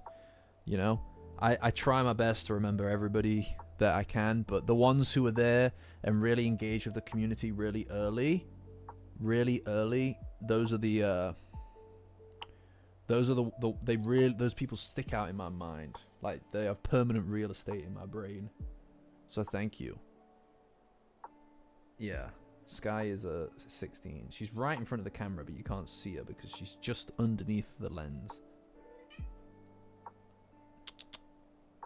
See? She only ever decides to come sit on my desk when it's the most inconvenient time. You know? But that's just how cats are. Yeah, there's rent. There's rent for most people. You coming back here? You coming back here? No. But yeah. On another hoodie. That's crazy, dude. That's crazy. I'll tell you what, honestly, I'm working at the moment to get, I'm working right now to get things sorted for the Christmas stuff. I really hope I make it in time. I really hope that I make it in time. Yeah, to be honest, this stream's been a bit more low key than other ones, Eric, to be honest. So it's all kind of one big cool down. But I'm working to get it done and stuff, but it's just, you know, I'm hoping that it's ready. Oh my god. Stop buying hoodies. Stop the count. We've been going pretty fucking hard in the streams recently, for sure. It can be quite a lot, to be honest. Like, generally speaking, obviously, I think that doing this kind of thing, it requires someone to... You have to be comfortable with being a bit of a performance type, right? It's just what I do. I like to overexpress at times, right? Like, you'll notice this obviously in the Discord. Patreon link in the description. Join as a free member to get access to the Discord. It's the best place on the internet for Dandadan. But you need to kind of like... You need to be, what would you say? A little bit of a kind of like, oh, I like to be the center of attention in the spotlight kind of thing. It's just, I am who I am, alright? But, those streams where it's like, it breaks into like triple digits, fucking hell, it scares the shit out of me. I get nervous as fuck. And it's like, you're still, you'll know. I mean, you can tell. Like, I can sit here and I can read the chat with you guys. Can't always do that when things are popping off. Can't always do that when things are popping off. And yeah, I mean, like that's not a bad thing. It's just a different kind of nature of streams. I don't know how people do it when they have like, you know, like 40,000 people in the viewership all at once. That's crazy to me. That is absolutely wild. She is absolutely making me sniffle a lot. What are you doing? But Sky plush. But yeah, no, so it's nice to kind of get back to the basics and just kind of like chill out a little. Sorry, I'm getting absolutely like, I'm gonna sneeze. I know, jeez. What are you doing? You have made me all sniffly.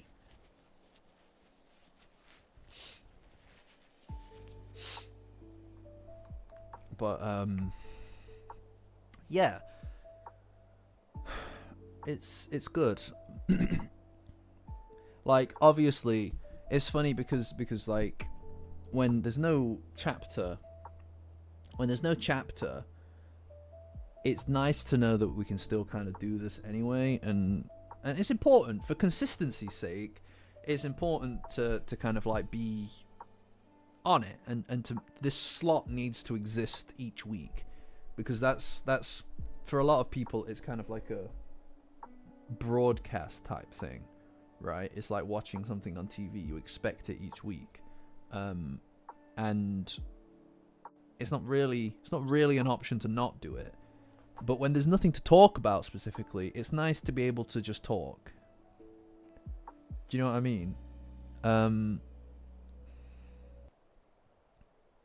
It doesn't need to be about anything specifically. I know, the snoot is crazy. She's absolutely made my nose all sniffly because she's shedding hair as always. Living with a cat is just living with this hair machine. What are you doing? You want to leave? You want to leave? Okay, fine.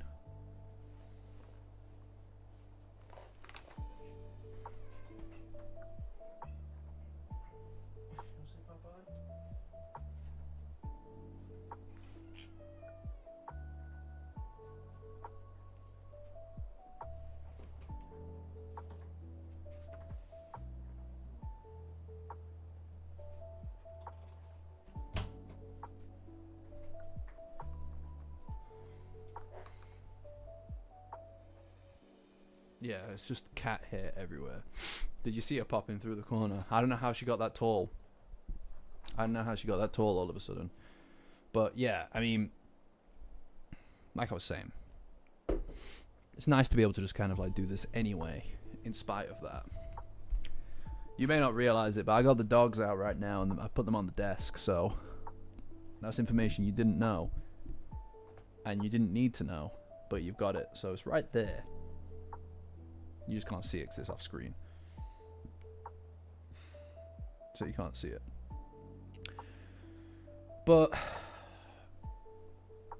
yeah, information you didn't need. Well, you've got it now, so accept that. But, yeah, it's nice to be able to do this anyway. You didn't... Hey, listen. You didn't need to post that. Fucking Spike voice is crazy. I'm glad that you watch Cowboy Bebop. All of you should watch Cowboy Bebop and then go watch my video, Safety's on Rookie, on YouTube. Cowboy Bebop. I don't remember what that video is called.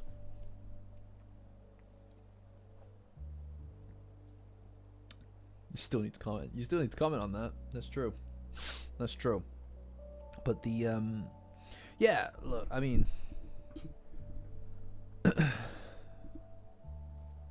excellent, excellent. I'm glad to hear that, Tarantado. The chaotic love of Cowboy Bebop. Yeah, can you imagine? That would be doing a disservice to Dandadan, is to name The Pain of Moving On. Yeah, I went through a bunch of different names. It peaked in popularity for a while, and then it just kind of dropped. I think I think it does all right for itself. Like, I don't really know where I'm at with views on anything, basically, when it comes to YouTube. I just kind of, like, roll with it. You know? Like, you can't really control views, right? Like, 36k.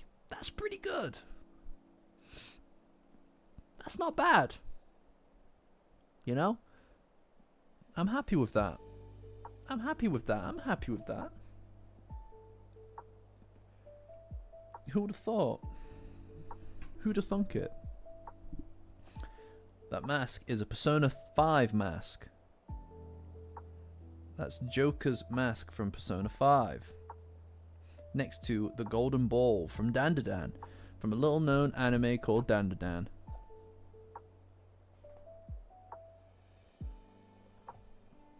Yeah, but I don't know. Like I said, it's good to be able to kind of touch base even without something to kind of properly discuss, if that makes sense. You know, the week is long, and I feel like it's getting longer. Do you know what I mean? Like, I don't know if it's the time of year. I don't know if I'm going through some burnout with things or whatever. But the weeks feel longer than they used to. I don't know why. I don't know if I'm just kind of tired. I think we're all a bit tired though, right? Like, I don't know. I don't really have as much reason as a lot of people to be tired, right? I don't know. I think it's been a while since I've taken like any holiday time. It's yeah, maybe it is related to the seasonal kind of stuff. But it's everything, you know. It's also like, you know, lot of like Japan arc, yeah, maybe at some point. you know, things I need to think about buffer zone with things like that before I worry about a Japan arc. But I would like my Japan arc to happen. I'm sure one day it will. I just need more time. I just need more time with it. Flights are obviously not the most what would you say? Flying is obviously a bit of a precarious thing right now, because the airlines are a bit stretched thin for a variety of reasons.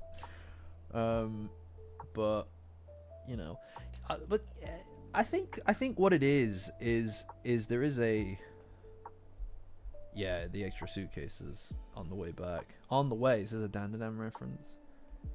I will say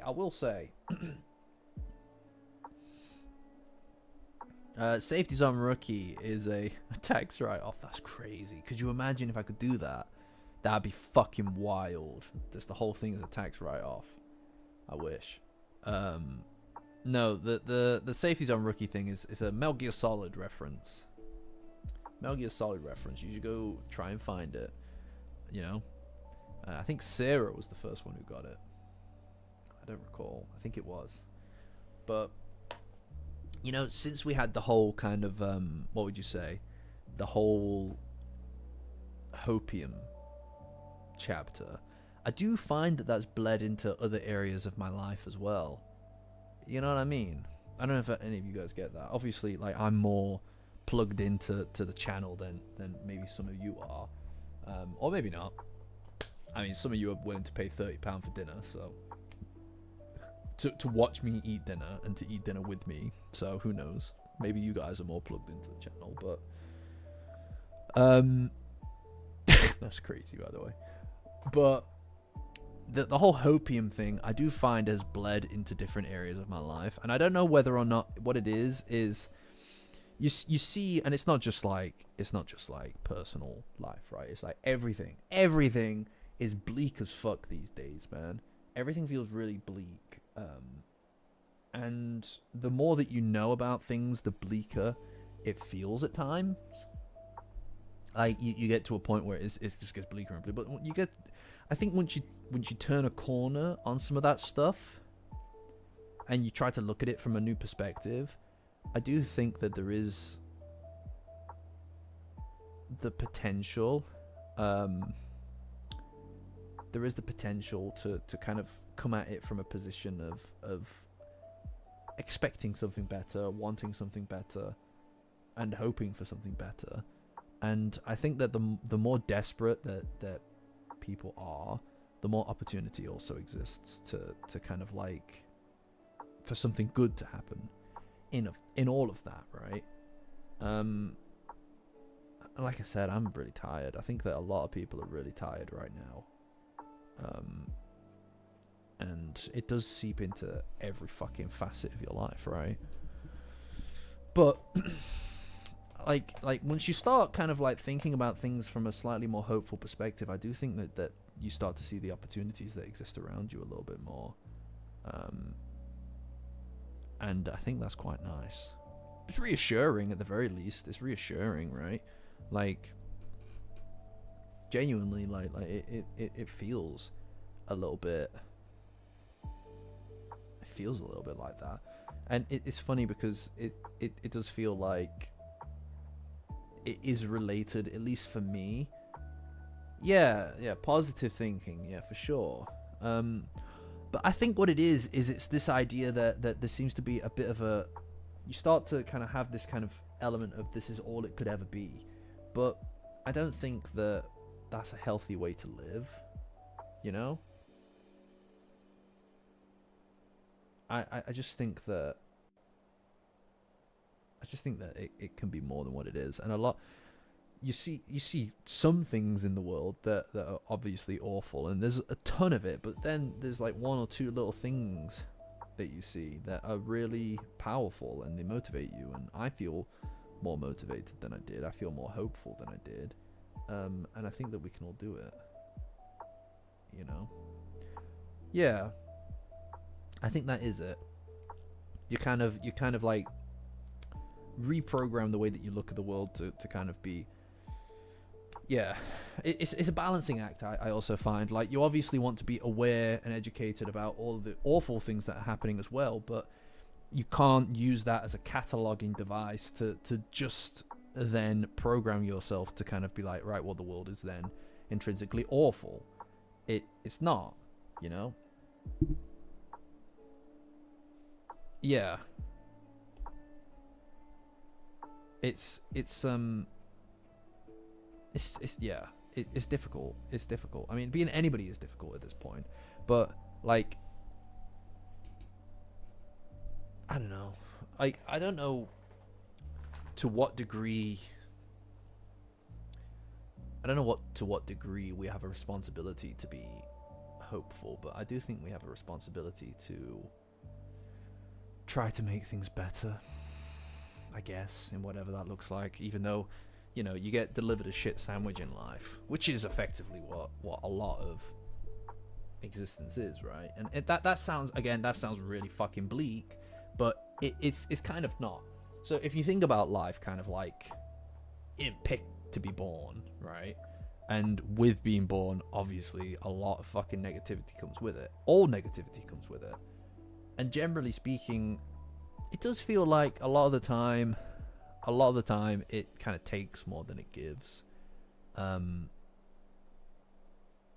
if you're going to do a purely kind of analytical breakdown of that, it's, you know, the pros and the cons, you do the math, but it's not always leaning towards the side of pro, right? But I do think that, and this is something else that Dandadan I think is really important with, at least for me, since it kind of came along in a perfect moment for me, where that kind of, I was going through those calculations in life and trying to like find something, you know, like you're looking for something, and you don't know exactly what it is, but like reading something like this, or even just experiencing this and figuring out how you feel about the world, I found that it's not really a logical equation at all, is it? You know, I think it's more important to feel things, and when things feel right or feel wrong, I think that's usually a reflection of what is right or wrong for you anyway. You know? It's strange, really. Well, you don't have a choice. That's it, lol. You don't have a choice, do you? Like, generally speaking, I wasn't born with the worst cards. I've got some shit cards. I've got some decent ones. But ultimately, what does it matter? You don't get to decide those things. You just get to pick what it is that you do with what you have. So you're quite right. And I also find that kind of becoming more in tune with the way that I feel about things has been really important for me. You know, is just understanding feeling more, because most of life is feeling, is emotion. We're not logical creatures like we seem to think that we are.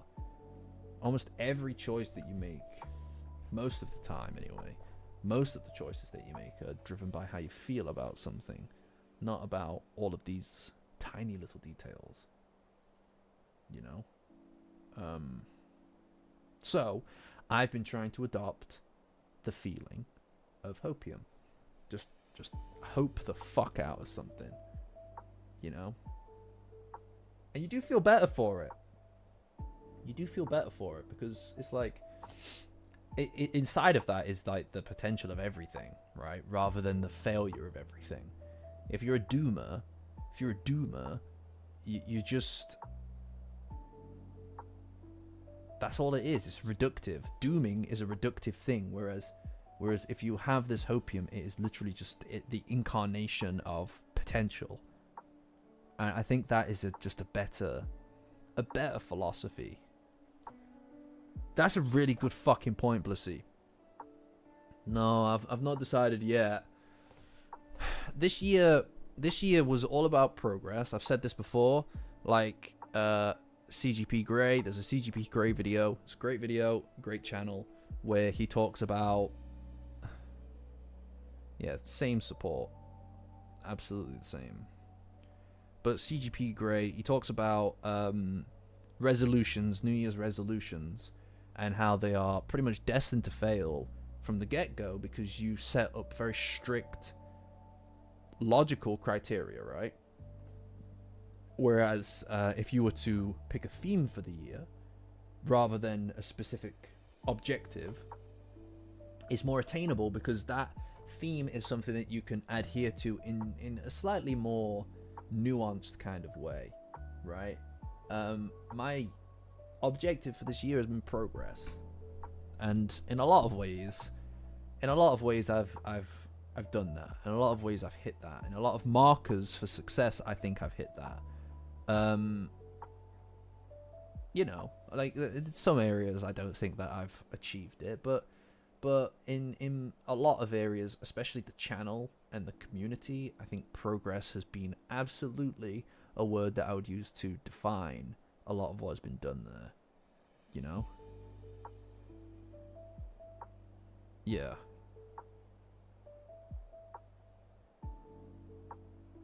Yeah. No, yeah, I agree, Toaster. I think a lot of people kind of go in with minimal it's not about expectations, I don't think. Like, you don't need to set your expectations high, but you can set your idealizations pretty high, you know, and try to strive to attain them. And like I said, that's a lot of what I've tried to do this year, and I think in a lot of dimensions that's been successful. It's tricky to know exactly what to theme another year as, right? I mean, what would you pick? Or rather, what would you say has defined this year for you? And if it's a negative word, that's unfortunate. But make it the opposite of that. You know? If you feel like you've... Yeah. And I think that is something that we've proven over the past couple of months, by the way. Or at least the past, like month and a bit. Is that it's way better to have that kind of hopium, right? Toast. That makes sense. Each year, I don't know what mine would be for next year. Maybe refinement, right? Like, it doesn't need to necessarily grow further, but refining things into a rhythm perhaps is an acceptable thing. Although I suppose refinement is a little bit of a boring one, right? I don't know. It's tricky because like how do you? I do think it's not a bad one. It's just maybe not as exciting as something like progress, right? Progress 2. Progress Mark 2. But I don't know. It's hard to say. Does anybody else have any ideas as to what theirs would be? I would be happy to hear it. I'm curious as well. It's always really interesting to get to know more about people in the community, you know? And this is always like the best opportunity for it.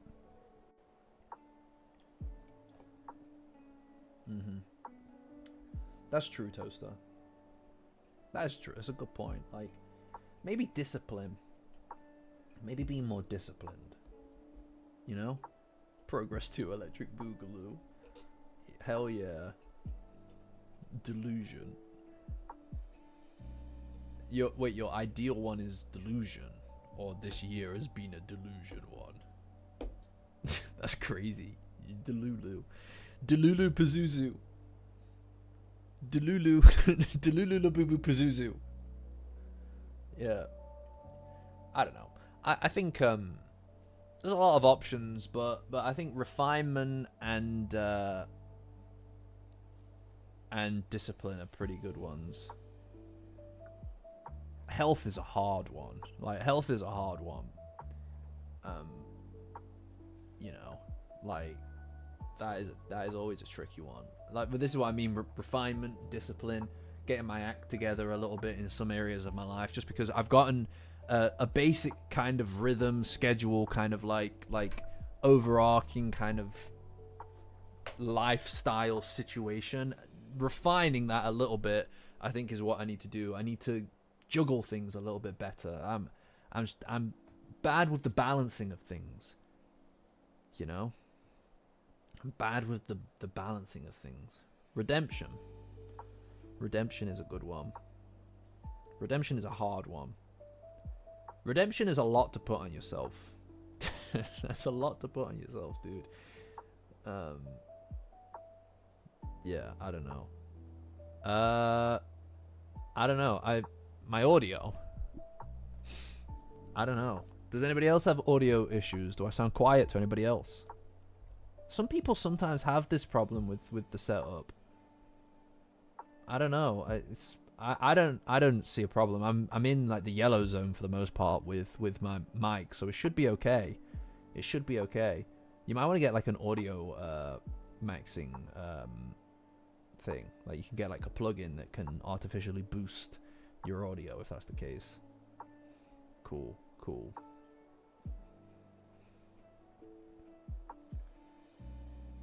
Yeah, this is it though. It's like you're growing pains and refinding yourself. Yeah, plague. That is a good one. That is a good one. I think finding yourself is again like I try not to oh yeah, I forgot about music. I forgot that I changed the music sometimes. Nah, I don't know. Maybe. Let me see if Barely Cloudy. I don't know if I can be bothered, to be honest. Like, how long we've been doing this. Does anybody desperately want me to change the music? Otherwise, I'll just keep it the same.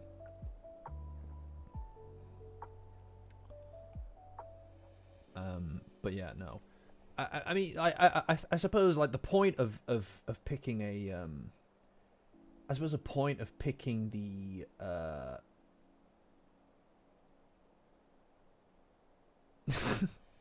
stop being so accepting and understanding. Oh my god, I'm happy to change it. I'm just lazy. I'm just a lazy piece of shit. To be honest, maybe this one could be quite nice actually. Here, let's do this. There you go. But what was I saying before? Ah, that's good. Hi, Nachan. Yeah.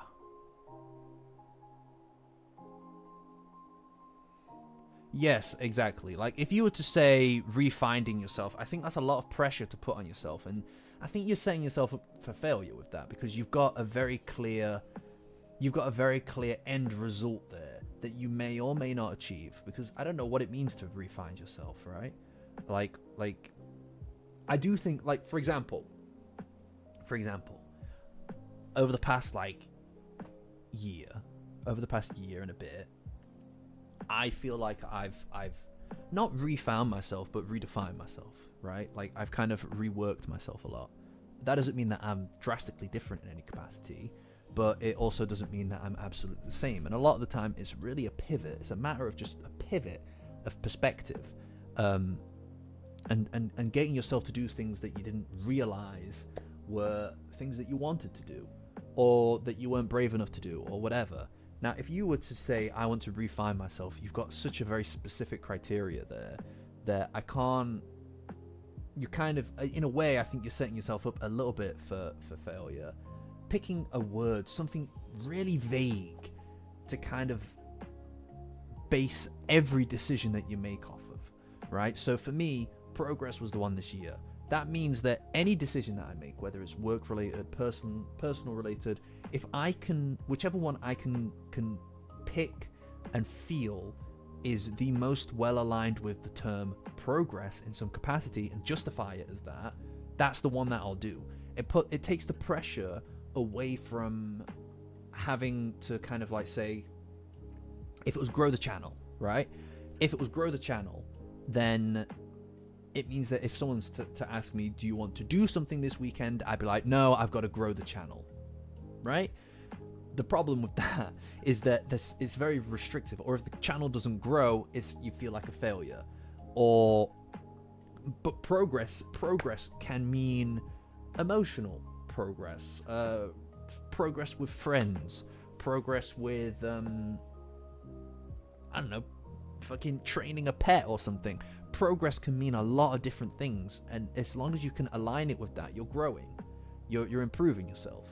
For me, progress was the channel, not a very specific endpoint, although I did have specific metrics which I achieved in some areas and I didn't in others, but it was progress.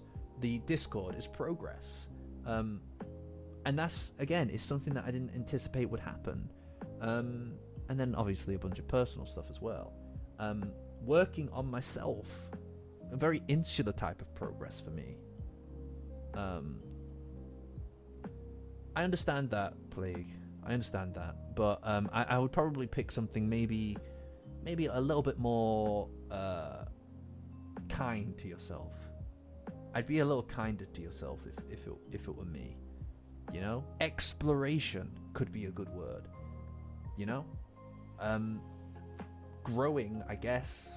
Yeah, growth, maturity. Again, I think is possibly a little bit restrictive. I like growth. I like growth as a word.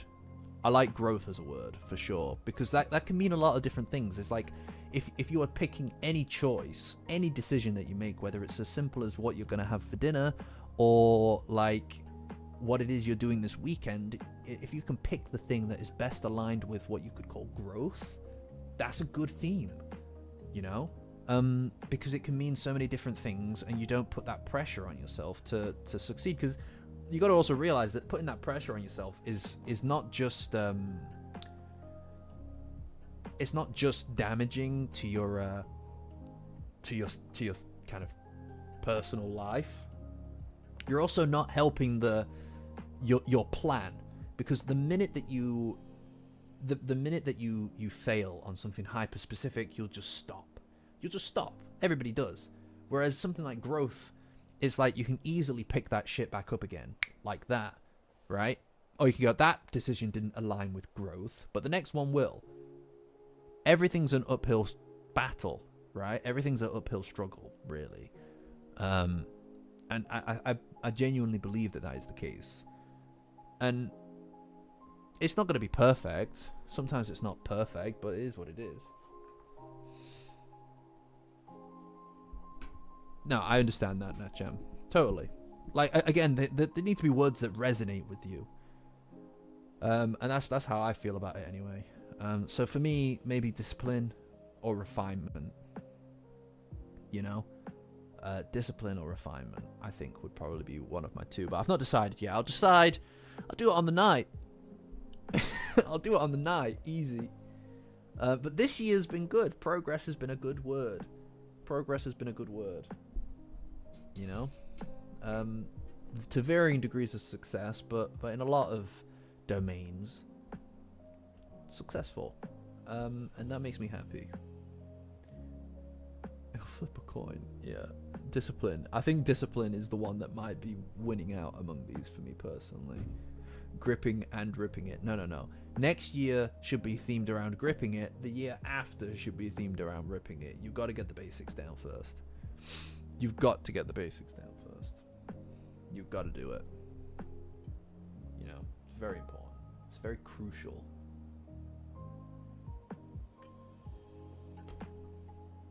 You don't become a master like me without practice. I mean, I didn't need to practice, but that's just because I'm a master. Grab life by the dogs. I hate that. Get her out of here. Toss her out. Toss her out of the community. Burn the witch. I don't know. But, yeah. You know what we should do, guys? In the Discord, Patreon, link in the description. Join as a free member to get access to the Discord. It's the best place on the internet for Dandadan and setting thematic resolutions for the new year. That's what we should do, guys. We should create a thread. Here's an idea. We'll create a thread. We'll all send in a message. We'll all send in a message about our what our theme for the next year will be, and then we'll lock it. We'll lock it until the end of the year, and then at the end of the year, we can all go back to it, and we can express how exactly we feel we did with that theme. Rank it. What did we do well? What did we fail at? You know? Oh, thanks, Eric. I appreciate that. I appreciate that I appreciate that the camera quality is noticeable enough for you. This deploy. You both fucking ran to that. You both went to that. You fucking bastards, by the way. That's crazy. You fucking bastards, dude. That's wild. I'm sorry, but that's crazy. Chat, clip that. Chat, clip that. No, they're both... No, you two. Both of you two are barred. Not yet. Don't create the thread yet. We'll create it next month. We'll create it next month. It's too early. No. Support and Blissy are both barred, though. They owe me an apology for that, or else they're both bored. Yeah, exactly. These guys will remember. It's a good one. I like that. I like this idea.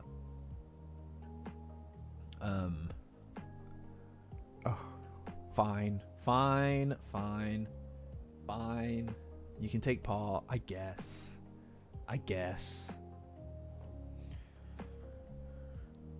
But yeah, okay, that sounds fun. I'm happy to do that.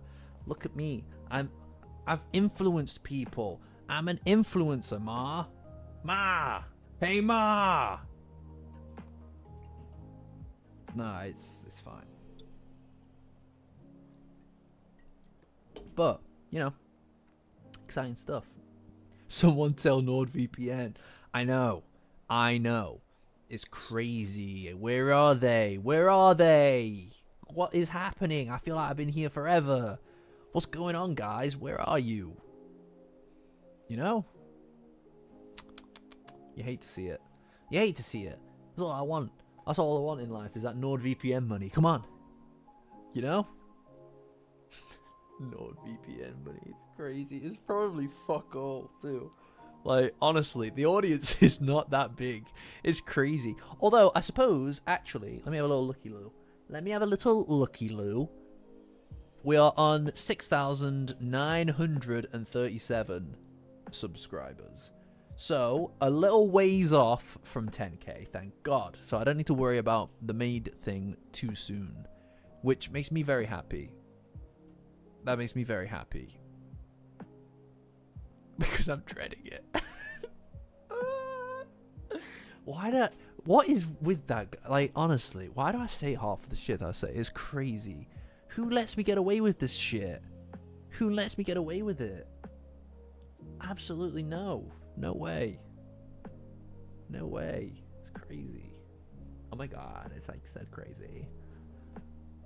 Who even gets me? No one freaking gets me. Oh my god.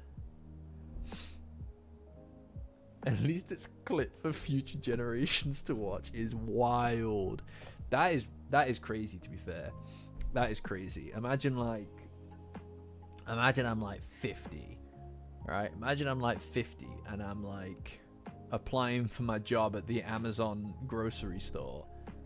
And I take out my my Apple song, because Apple and Samsung have merged to eliminate all competition. I pull out my Apple song fucking glasses and bring up my hyper profile on linked Facegram, and and then they're like, sorry, you can't get this entry-level role at the Amazon Google store, and because you because you said something anti-capitalist like on your stream, and you wore a maid outfit at 10k in 2025. Sorry, dude. And I'm like, oh, rats. Oh. Okay, sorry, Zuckbot. 5000. I'm outies. Can you imagine if they actually do merge? I'm sorry if I bring that into existence. They won't merge. They definitely won't merge. Oh, rats. Oh, never mind, eh? Anyway. Gatekeep. Yeah, no, but if I do that, you gotta realize that's on my permanent record. They work in the Disney mines. No, they'll call it the Vault. That's what they'll call it. They'll call it the Vault. The Disney Vault. Fuck. Shit.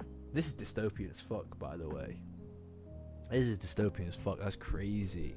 Oh no. I'm gonna go mine BlackRock. I'm gonna go mine BlackRock in the Disney Vault. It's a small world constantly. No. I'll tell you what, guys. If things get dire, don't worry, guys. Don't worry.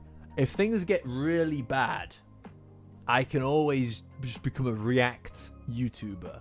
I could do it. Alright, I could do it. I swear I could do it. I just add some Vine booms to my audio, to my thing. I'll play a video in the corner reversed with like some stuff over it, like a transparency filter or something, and then I'll do this on the thumbnails like that. It'll be great. It'll be great if I'm desperate enough. Come on, guys. No, please. I've got it on lock. If I need to smash it, I'll smash it open and I'll, you know what I mean? I'll just be like this. I'll like. And then the thumbnail will say, he did what with his what? It'll be great. It'll be sick. You'll love it. You'll love it. We can react to all kinds of stuff. We can, you know, what's Kai Cenat up to on his latest stream? Let's find out. You know? And I'll go back to Dandadan. We'll do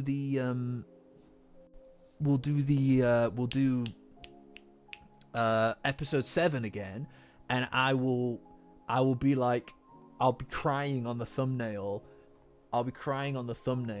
and then it will say, this episode broke me. What do you think? Huh? What do you think? Yeah, if I would appreciate it if dystopian Helly, I'd appreciate it if you put me down in that situation. Clearly it's necessary. Heartbreaking. Yeah, that's it. It broke me on the verge of tears. Yeah, because then I'm not crying, I'm just almost crying, because you need to know I'm a powerful, strong man who doesn't cry. It's very important. It's very crucial information. Yeah, that's it. Look, I gotta do it. I gotta do it, man. I'm sorry, dude.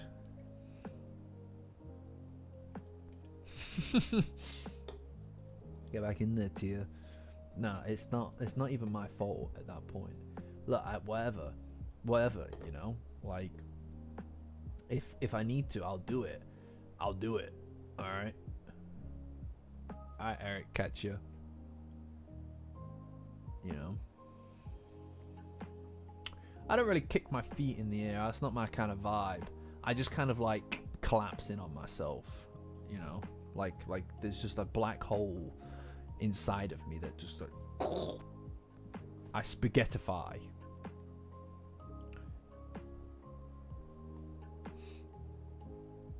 Yeah, I feel like I've seen like a lot of people say that they do the kick in their feet thing. You know, and it's like, I get that, but it's kind of too standard, you know. I feel like we should do something new. He squeals. Alright, maybe I squeal a little bit. Maybe squeal, right? Whatever. I ain't a squealer. Squee. Yes, thank you, Nachan. Yes. Nachan knows. It's a squee. Thank you very much. It's not the same thing. if somebody could go ahead and find the latest version, I ain't sure how much I got left in me, and then replace that with Squee again, I'd appreciate that. I'd appreciate it. No. Because no, that's not it. I get the tears going, bro. That's me. This series has dug its way in. That's what I get. Ain't no squeeze about it. I just kind of like melt, you know, and my eyes sweat, and I'm like, you know, who's cutting onions in here kind of vibe. That's me.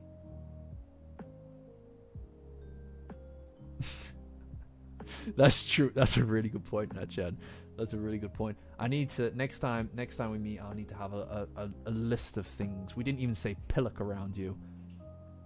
We didn't even say pillock. What a failed. We failed this great island. You know? Plonker. We didn't say plonker. Yo, you're a bloody plonker, you are. Get over here, you fucking plonker. Absolute fucking pillock he is. You didn't even say blimey once. That's crazy. No, that's crazy. I don't know what you were doing. You let the side down. Fucking apples and stairs. No, I didn't call her a plonker. I did swear at her though. I did swear at her and take pictures of it. You know, but it's okay. We did the Moe Moe tri-beam as well. So, but that one's in the that's in the catalog. That's in the log. You know, that's in the archive. That's in the Disney Vault. That's in the Disney Vault. So take that. The Rookie Vault. During the premiere for the Evil Eye arc, Nachan, Blissy, and I were all in London. We went to see it together. It's very good. It was a very fun time. It was a very fun time. I enjoyed it a lot. You know, got up to all kinds of shenanigans. It was very funny. Went to the M&M store. M&M store. Don't advise it. Don't advise it. Weird smell. Very weird smell. Odd that they sell. What is it? Skittles. Yeah, it's weird that they sell Skittles. July? Maybe? I think July. I should really be on top of this by now. I should really worry about hotels now. Before it's too late. No. Still, I'm not an organizer. I'm not an organized person, chat. I'm not an organized person. That's the truth of it. Sue me. I just not. It's actually really bad. This is why I'm saying next year discipline might be the word. I just can't do it, man. It's crazy. Even my notes, they look like a crazy person scrawls. You know? Sky is useless when it comes to bookings. She always double books. It's awful. But yeah. No, what the hell? Yeah, I know. Hire Jenny full time. Yeah, I can afford that. I can, guys. I can.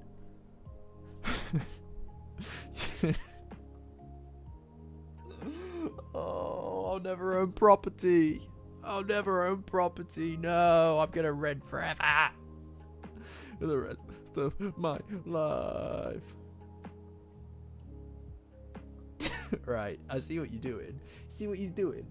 See what he's doing? He's making a mockery of me. When he says that, he's saying it in an ironic fashion. Because he actually means the opposite. And that is textbook irony. Correct irony. You know? Shocking. I expect nothing. He didn't need to admit to it. No, he's fucking lying. Everybody knows. He wouldn't be praising me just that openly. Nope.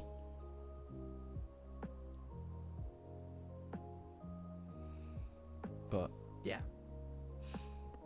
So discipline might be the one to go for from the looks of things, right? Planner. Oh yeah, no, that's a good point. I've never actually, Yasmin. Do you have a favorite? Do you have a favorite one besides the English or the Japanese? You've praised you like twice before. That's a good point. I've got them tattooed on the inside of my wrist. All my hopes and dreams. Oof. I hate that. I hate that. I don't know what I'd write down. Oh no. By the way, Blissy, have you finished that riddle yet? You figured out that riddle yet? I know that you haven't. I know that you haven't. That's why it's funny. That's why it's funny, because I know that you haven't. No, I mean, like, look, you know, I right then. Right y'all then.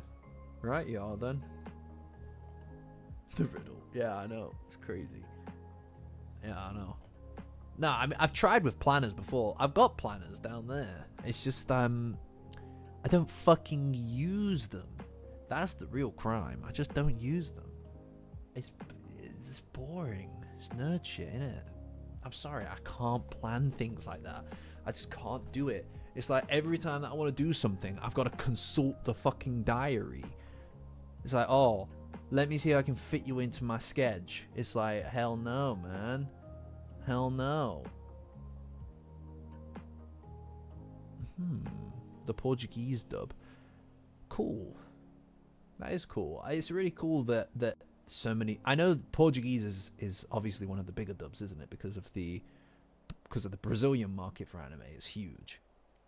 Same with Spanish dub. It tends to be quite big, which is very cool.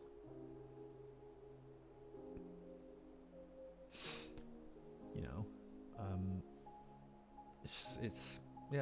it's interesting. It's really good that so many different dubs get so much attention now, and like simultaneous releases on all the bigger anime stuff like that. You know, I just can't plan, man. I just can't.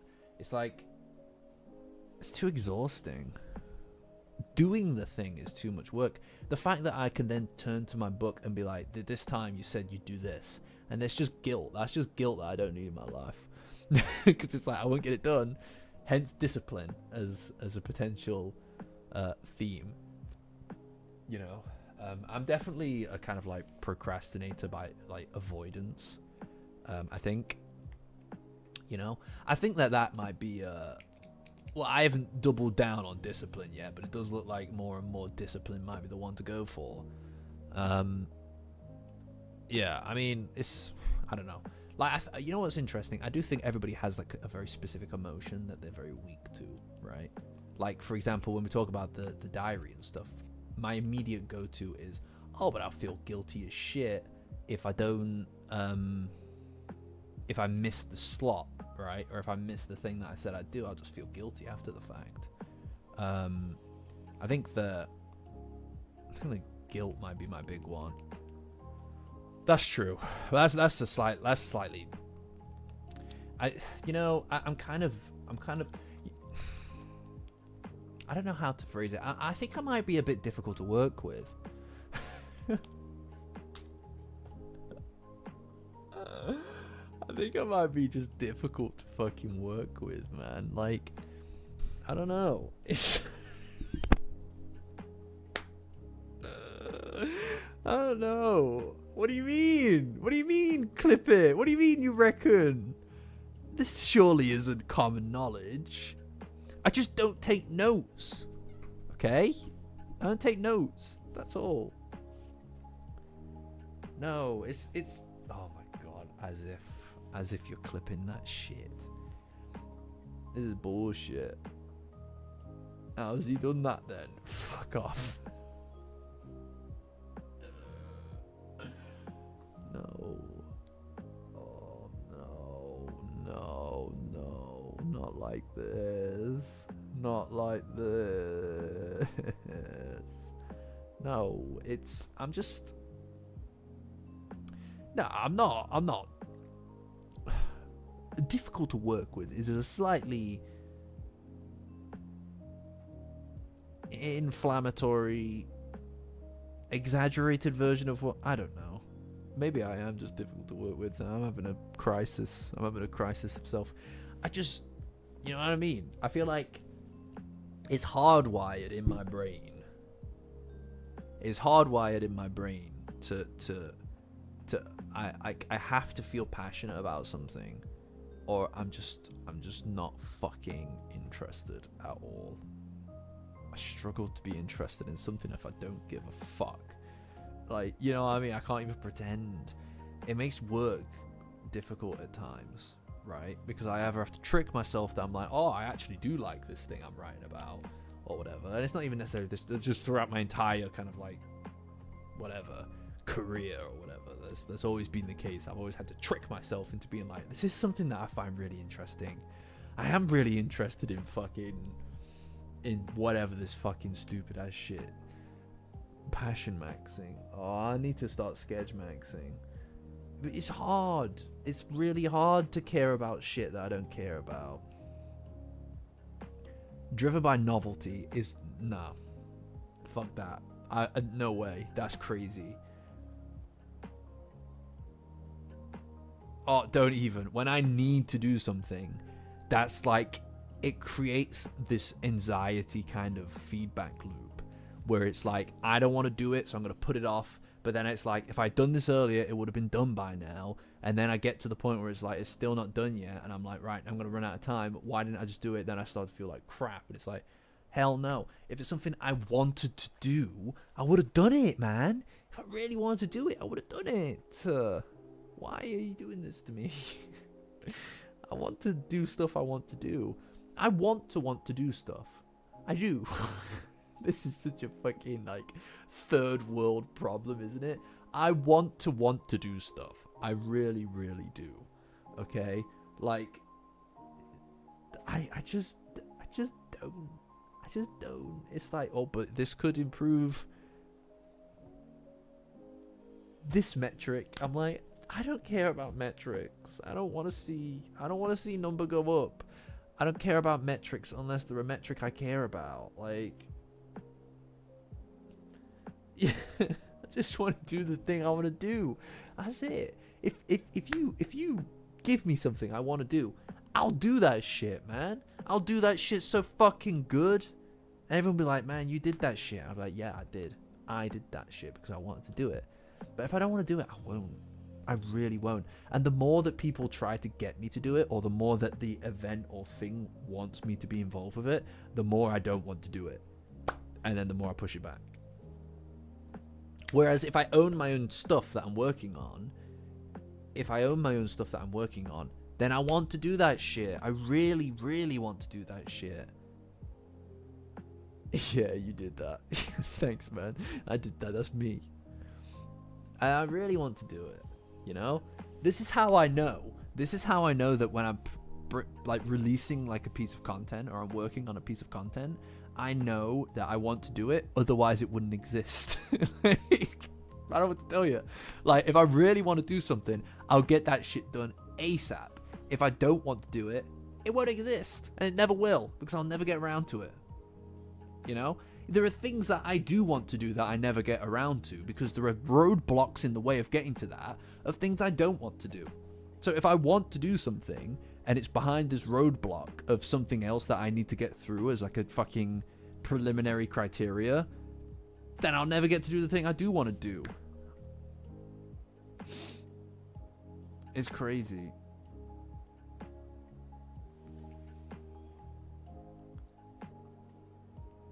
Yeah. No, this is it. Lol, I think we're doing the same thing. No, you don't understand.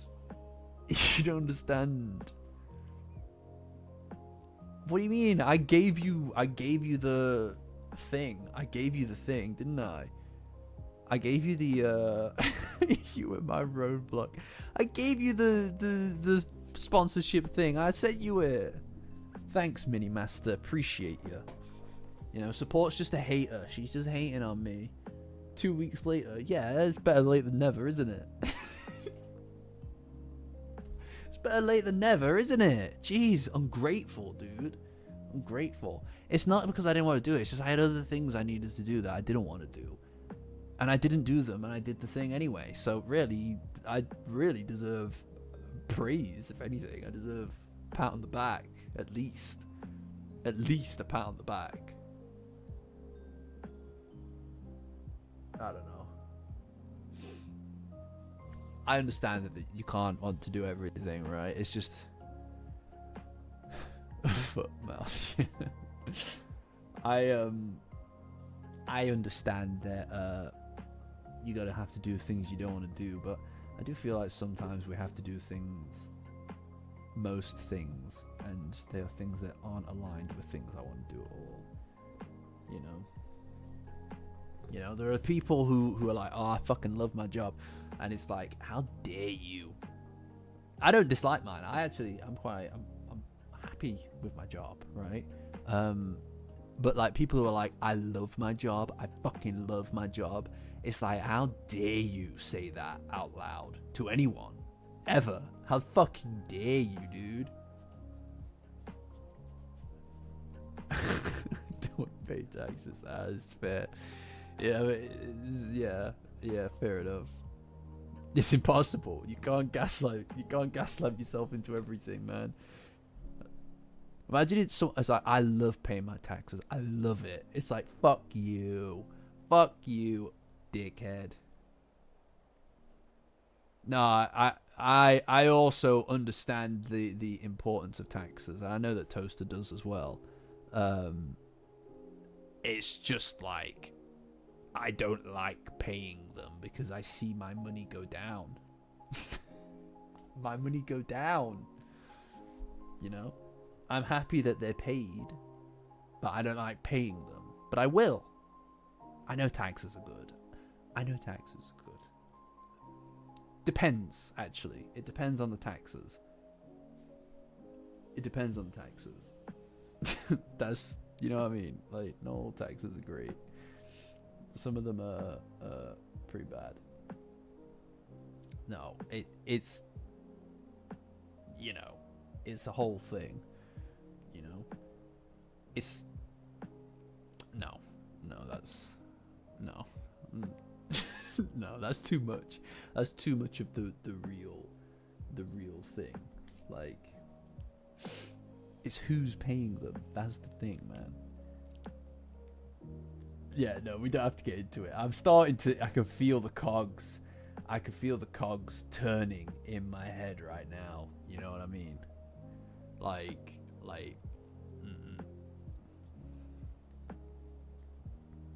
No, support. I totally understand. All right, I'm not some.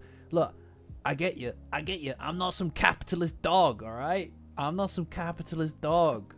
I'm on your side here. All right. Capitalist dog is crazy. On the leash of capital. Don't mention the Cowboy Bebop live action. That makes me very upset that you would use that. That you would use that as a deflection technique. You know how. I've got to go to bed with that in my mind. You know. I'm as crazy. It is really bad, to be fair. No, I can see it in my head. Now that you've mentioned it, all I can see is Vicious picking up the phone and being all like mushy mushy. You know?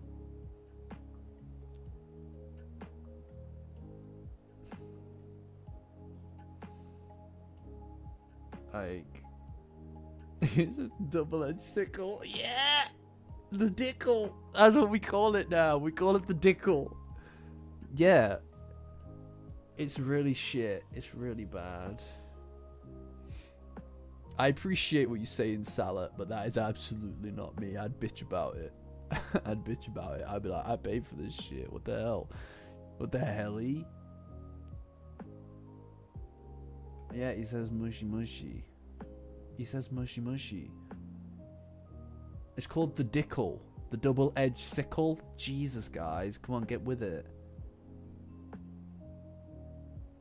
Who is we? It's called the Dickle. What the fuck is wrong with you guys? You know?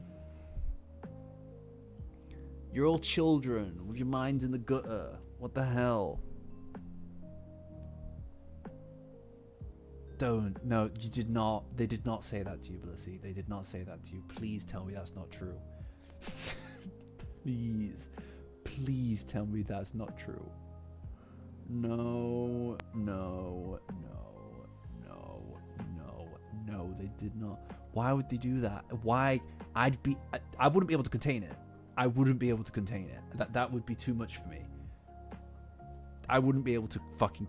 It's so bad. It's so bad. John Cho is not good in it. He does not look good in it. He looks awful in it. He actually... Like, I'm not even trying to be like an asshole about it. He looks so bad in it. He's far too... He's just not... He doesn't look like... He doesn't fucking play the role, man. He doesn't look... He doesn't suit the role. He's too old. I'm gonna be honest with you. He's too old to be Spike. Fucking hell. Like, he just looked like he was in cosplay. It was so bad. And it's like... I'm going there. I'm being dragged to that place. I can feel it. I'm being dragged to that place. They just didn't care about the source material. I don't understand why would you try to... Why would you pick something, right? Why would you pick something that you know is like revered, okay? And you know people love it, so much so that you went out of your way to make a thing. You went out to make a thing about it. And so you know that it's like loved to a degree that people want to see a live action of it, or don't, but you're stealing somebody else's fucking idea, a legendary idea that you know is revered, and then you go, nah, I think I could do better. It's like, oh shit, I've never made anything of consequence in my life, but this thing that is already a success, how about I take it and fucking change it? It's fucking, what a great idea. Change the whole fucking plot. That's a sick idea, because it's like, they obviously didn't really like it.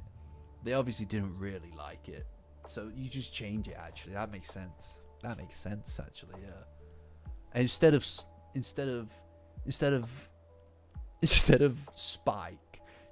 Spike Spiegel, good name, yeah. Let's change that name though to well, the bad guy's vicious, right?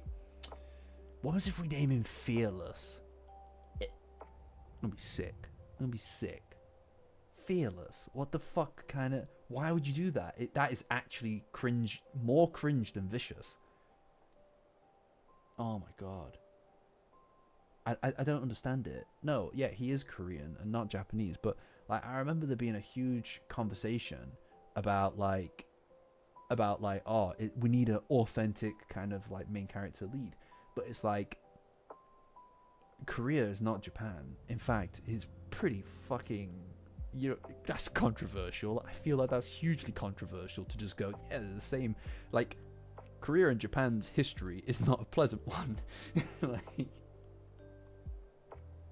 and you know what else? Changing his fighting style from Jeet Kune Do to Wing Chun is crazy. That's a crazy thing to do. It is so, like, that is the heart of, for me, that is the heart of the misunderstanding, is that they go, well, Wing Chun is an Asian fighting style, so let's just pick that. But what they fail to understand is that Spike Spiegel is a character who moves and changes like water. He's adaptable. That's the point. And so much so that he abandoned his old lifestyle, his old life, and slipped into the shoes of somebody new, into a new lifestyle. That's a adaptation of your entire existence. And that's Jeet Kune Do, which was made obviously by Bruce Lee as a response to the rigidity of Wing Chun, right? Wing Chun is a very rigid fighting style with very rigid rules, not at all, as is said in the series, like water, right? Water flows, and it can take the form of any vessel, but it also can punch when, like, in a wave. What don't you get? You just changed it for the flavor of Ip Man, right? That's what it is. You changed it because you watched Ip Man and you went, that's actually like way cooler. Let's change it to that. But it's like, no, you fucking fools. You obviously don't get the character and you don't care about the world. Now I'm crashing out. At first it was a joke, but I am actually starting to crash out over this. You obviously don't get it, and it's like, why would you put people at the helm of it who have such disdain for the source material, right? Imagine if the people making Dandadan decided, fuck it, we'll just change all of the stuff from the source material, right? Like, what was if instead Momo and Okarun on their enemies instead? It's like, well, you don't get it. You obviously just don't get it. So why are you doing it? Like, you obviously don't want to make it, so why are you doing it? You want it to be... Nah, I can do better. Are you fucking crazy? Dude, are you crazy? Are you crazy? Oh my god. Faye says, welcome to the ouch. She says, welcome to the ouch. And, like, they made it like a comic book, like a pulpy comic book, but it's like, that was never a thing. That was never a thing. It was not a comic booky thing, and it was not a manga before it was an anime.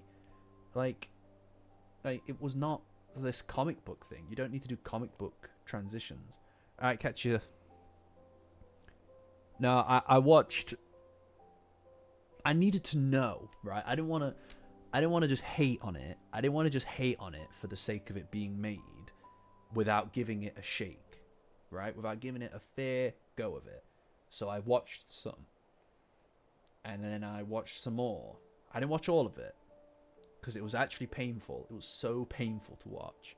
It was so bad. But I wanted to know that my disdain for it and my critique was justified rather than just screeching about it. Do you know what I mean? My video appears to have frozen.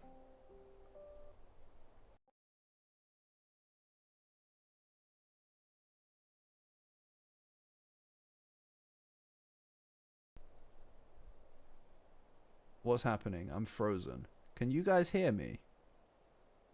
Can you hear me?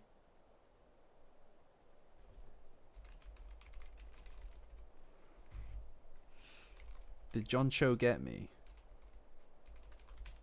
I think John Cho got to me, guys.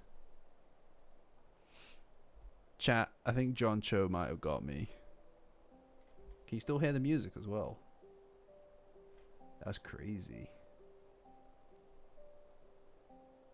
Am I gone now? Okay. I guess I'm just... This is me now. Right. I guess, Right then. It looks like they got to me.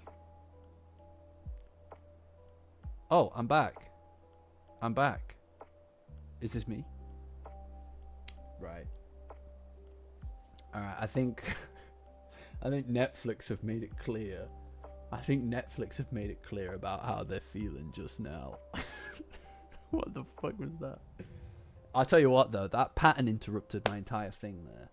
I feel a lot better. The stream's haunted. Yeah, it's John Cho. It's John Cho. He's really upset with me. Yeah, that's crazy. I don't know what caused that. Because it froze everything. Like all... I wonder. Yeah. Hey. Don't hack me. Don't hack me. Yeah, no, that was something. I think I might have hit the cord by accident. Yeah, either that or or it's got something to do with my old ass motherboard. But I'm not upgrading something else. Nuh-uh. I'm not upgrading anything else. Hell no. Alright, I'm done. I'm done with upgrading stuff.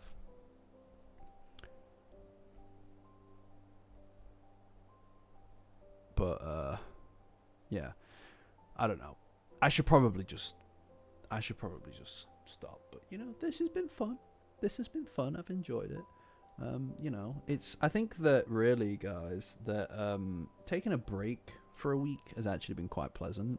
Like, I am obviously excited to see what happens next in the manga, but I do think that we've had a lot recently, you know. Yeah, it's fun to just vibe. I think we've had a lot recently, so having a little bit of a break isn't a bad thing, generally speaking. You know, like, it's good. Yeah, I'm glad that people enjoy just the vibes, you know. I mean, it's lower traffic than usual, which is totally fine, to be honest. Like, sometimes it's quite nice to just slow down things a bit. Do you know what I mean? Yeah. But yeah. So I suppose I should probably call it a day, you know. But general update on the channel before going. Let's see. Working on something currently. Obviously, new camera, as you can see right there, which seems to be quite nice. I'm quite happy with the way that it's turned out, so I'm probably going to keep running it. Oh, nup tup, I'm literally leaving, dude. Oh no, that's really sad. I'm sorry, dude. I'm sorry, dude. At least you were here. You did get here, so that's the main thing. Hi. That's true.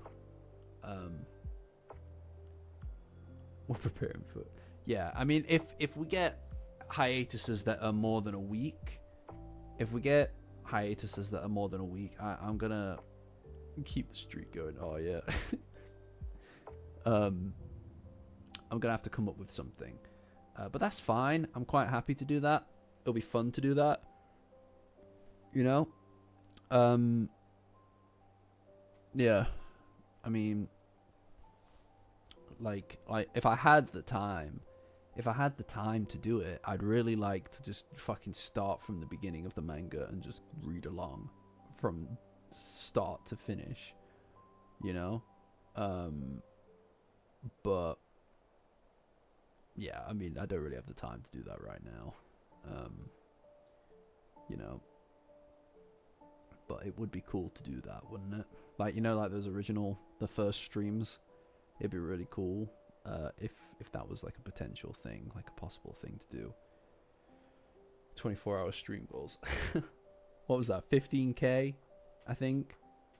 15k. I'll think of some fun stuff to do over Christmas for sure. But I think it was 15k to get